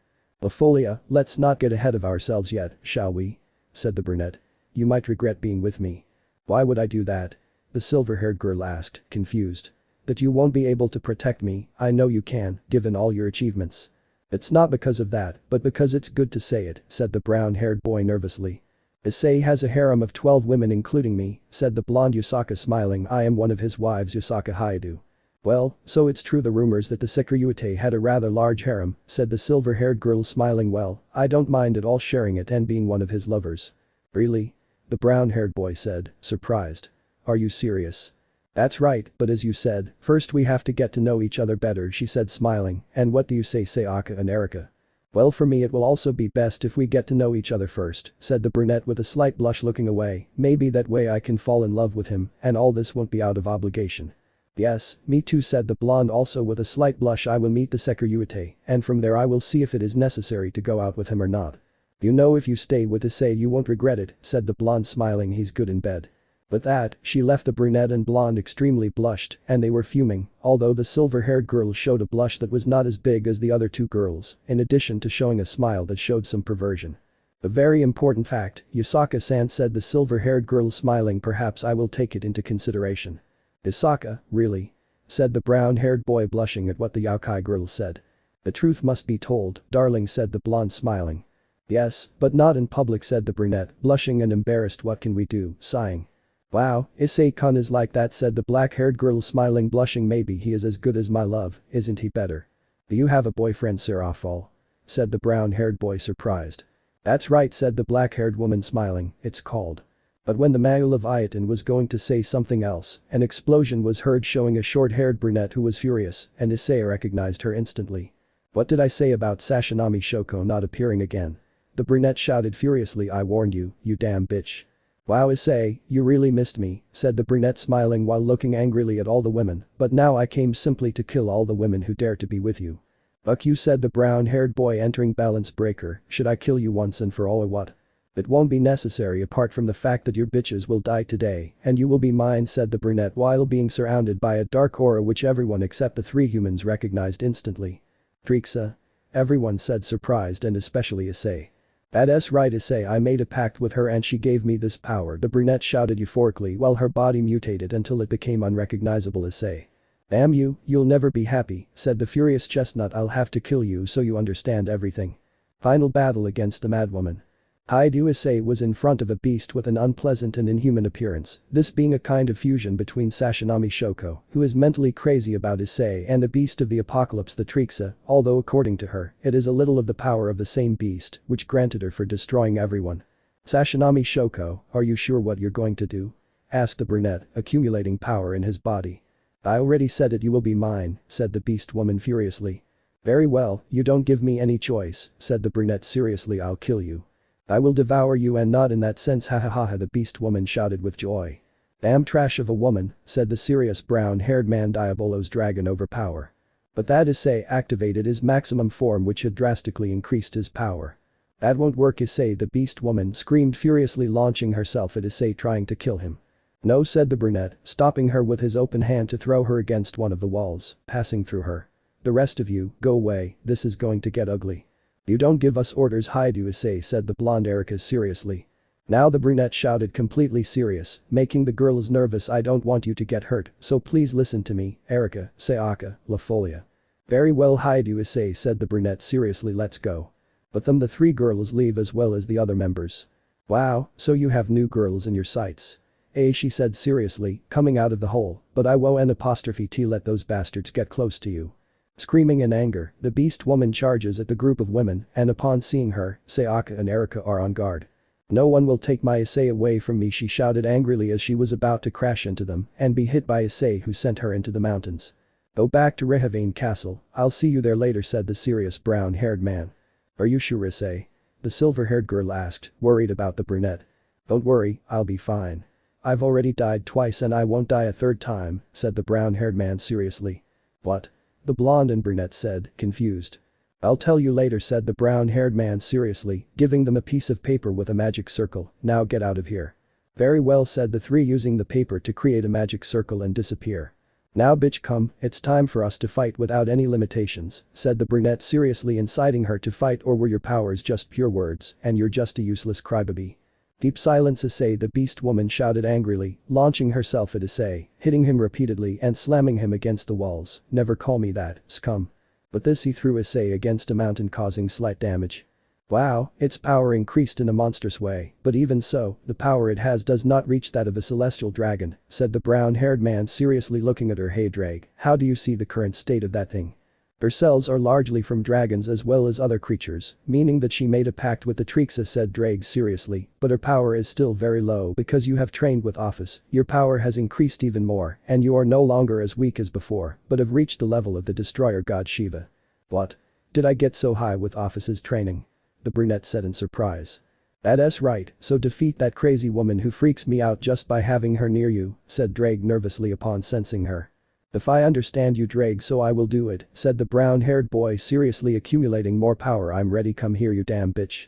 Issei, you are a wretch, the beast woman shouted furiously, launching herself at Issei, trying to hit him, but he easily dodged her blows with precision. Trash. Now Diabolo's infinite shoot, said the brown-haired man, loading a great amount of power in his hand, throwing it from the chest of the beast woman, making her fly, throwing her to the limit of his vision, and it wasn't even a great amount of power, and it was so far, it's incredible what one can gain without realizing it. Well, let's continue. Saying that, Issei chases her again, receiving several bursts of power from another place, protecting himself from everyone by increasing the volume of his gauntlets. "So surprise attack isn't it, Shoko?" said the brown-haired man smiling, looking at her seriously, increasing his power. "Will you continue like this all your life, trying to beat me, being always useless? I will do whatever it takes to have you, and you know it, Issei. You will only belong to me and no one else," the beast woman said seriously. "No one is more worthy of having you than me, the one who loved you for a long time, and you abandoned me to go with a boar, but I still love you and I will never stop doing so, so be mine." "I'm sorry, woman, but I already have a complete owner," said the brunette seriously. "Office Ouroboros is the only one who can give me orders, as well as the rest of my girls, and not some crazy girl who I don't know a thing about." "You will be mine, Hyoudou Issei," the woman shouted angrily, throwing herself at Issei. "So die for me, and I will revive you with the help of Trixa." "I'm sorry, but I already did that. I already died for someone and I regret it," said the brunette, stopping the woman with a hand, looking at her seriously. "So you must die now, Sashinami Shoko, your sins will be judged." "You already sound like the Pope, hahaha," said Ddraig, laughing. "Ddraig, let me show off," said the brunette, annoyed. "Get ready, you damn crazy girl." "I won't die, I am not going to die," said the beast woman, looking at him seriously. "I've been looking for you for many years, for you to refuse to come with the only woman who truly loves you. You a huge idiot, and I'll kill you." "I'm sorry, but you will die," said the brunette seriously, making Ascalon appear with this. "I will kill you and you will never come back, you damn crazy." "You won't kill me if I kill you," the woman shouted furiously, throwing herself at Issei with great fury. "It's your end," said the brunette, launching himself at great speed and appearing behind her in a second, leaving her stunned. "Goodbye forever, Sashinami Shoko." Saying that, she was cut in half and died instantly. "Now disintegrate and disappear forever," said the brown-haired man, charging his cannons with crimson power and firing the matter corpse, disintegrating her without leaving any trace, and sighing, "Finally, one less problem. I think all that's left is the meeting, and everything will be over." With this, the meeting of the factions with the humans was successfully achieved, and after a while Issei got along better with Sayaka Kurosaka and Erika Blandelli, as well as his relationship with La Folia Rehavane had improved, obtaining her hand in marriage, as with most of them after a while. Hyoudou Issei found out that the Gremory Group had managed to overcome what they did to Issei after more than a year, and decided to form a couple with some boys they met, who managed to fill the void that the brown-haired boy left them, making him feel better and being able to let them rest and be happy. Let me know in the comments below if you guys want the next part. Also check out my other video that has been shown and left. Thank you for watching. If you enjoyed this video, please like and share this video. And have a fantastic day. Bye.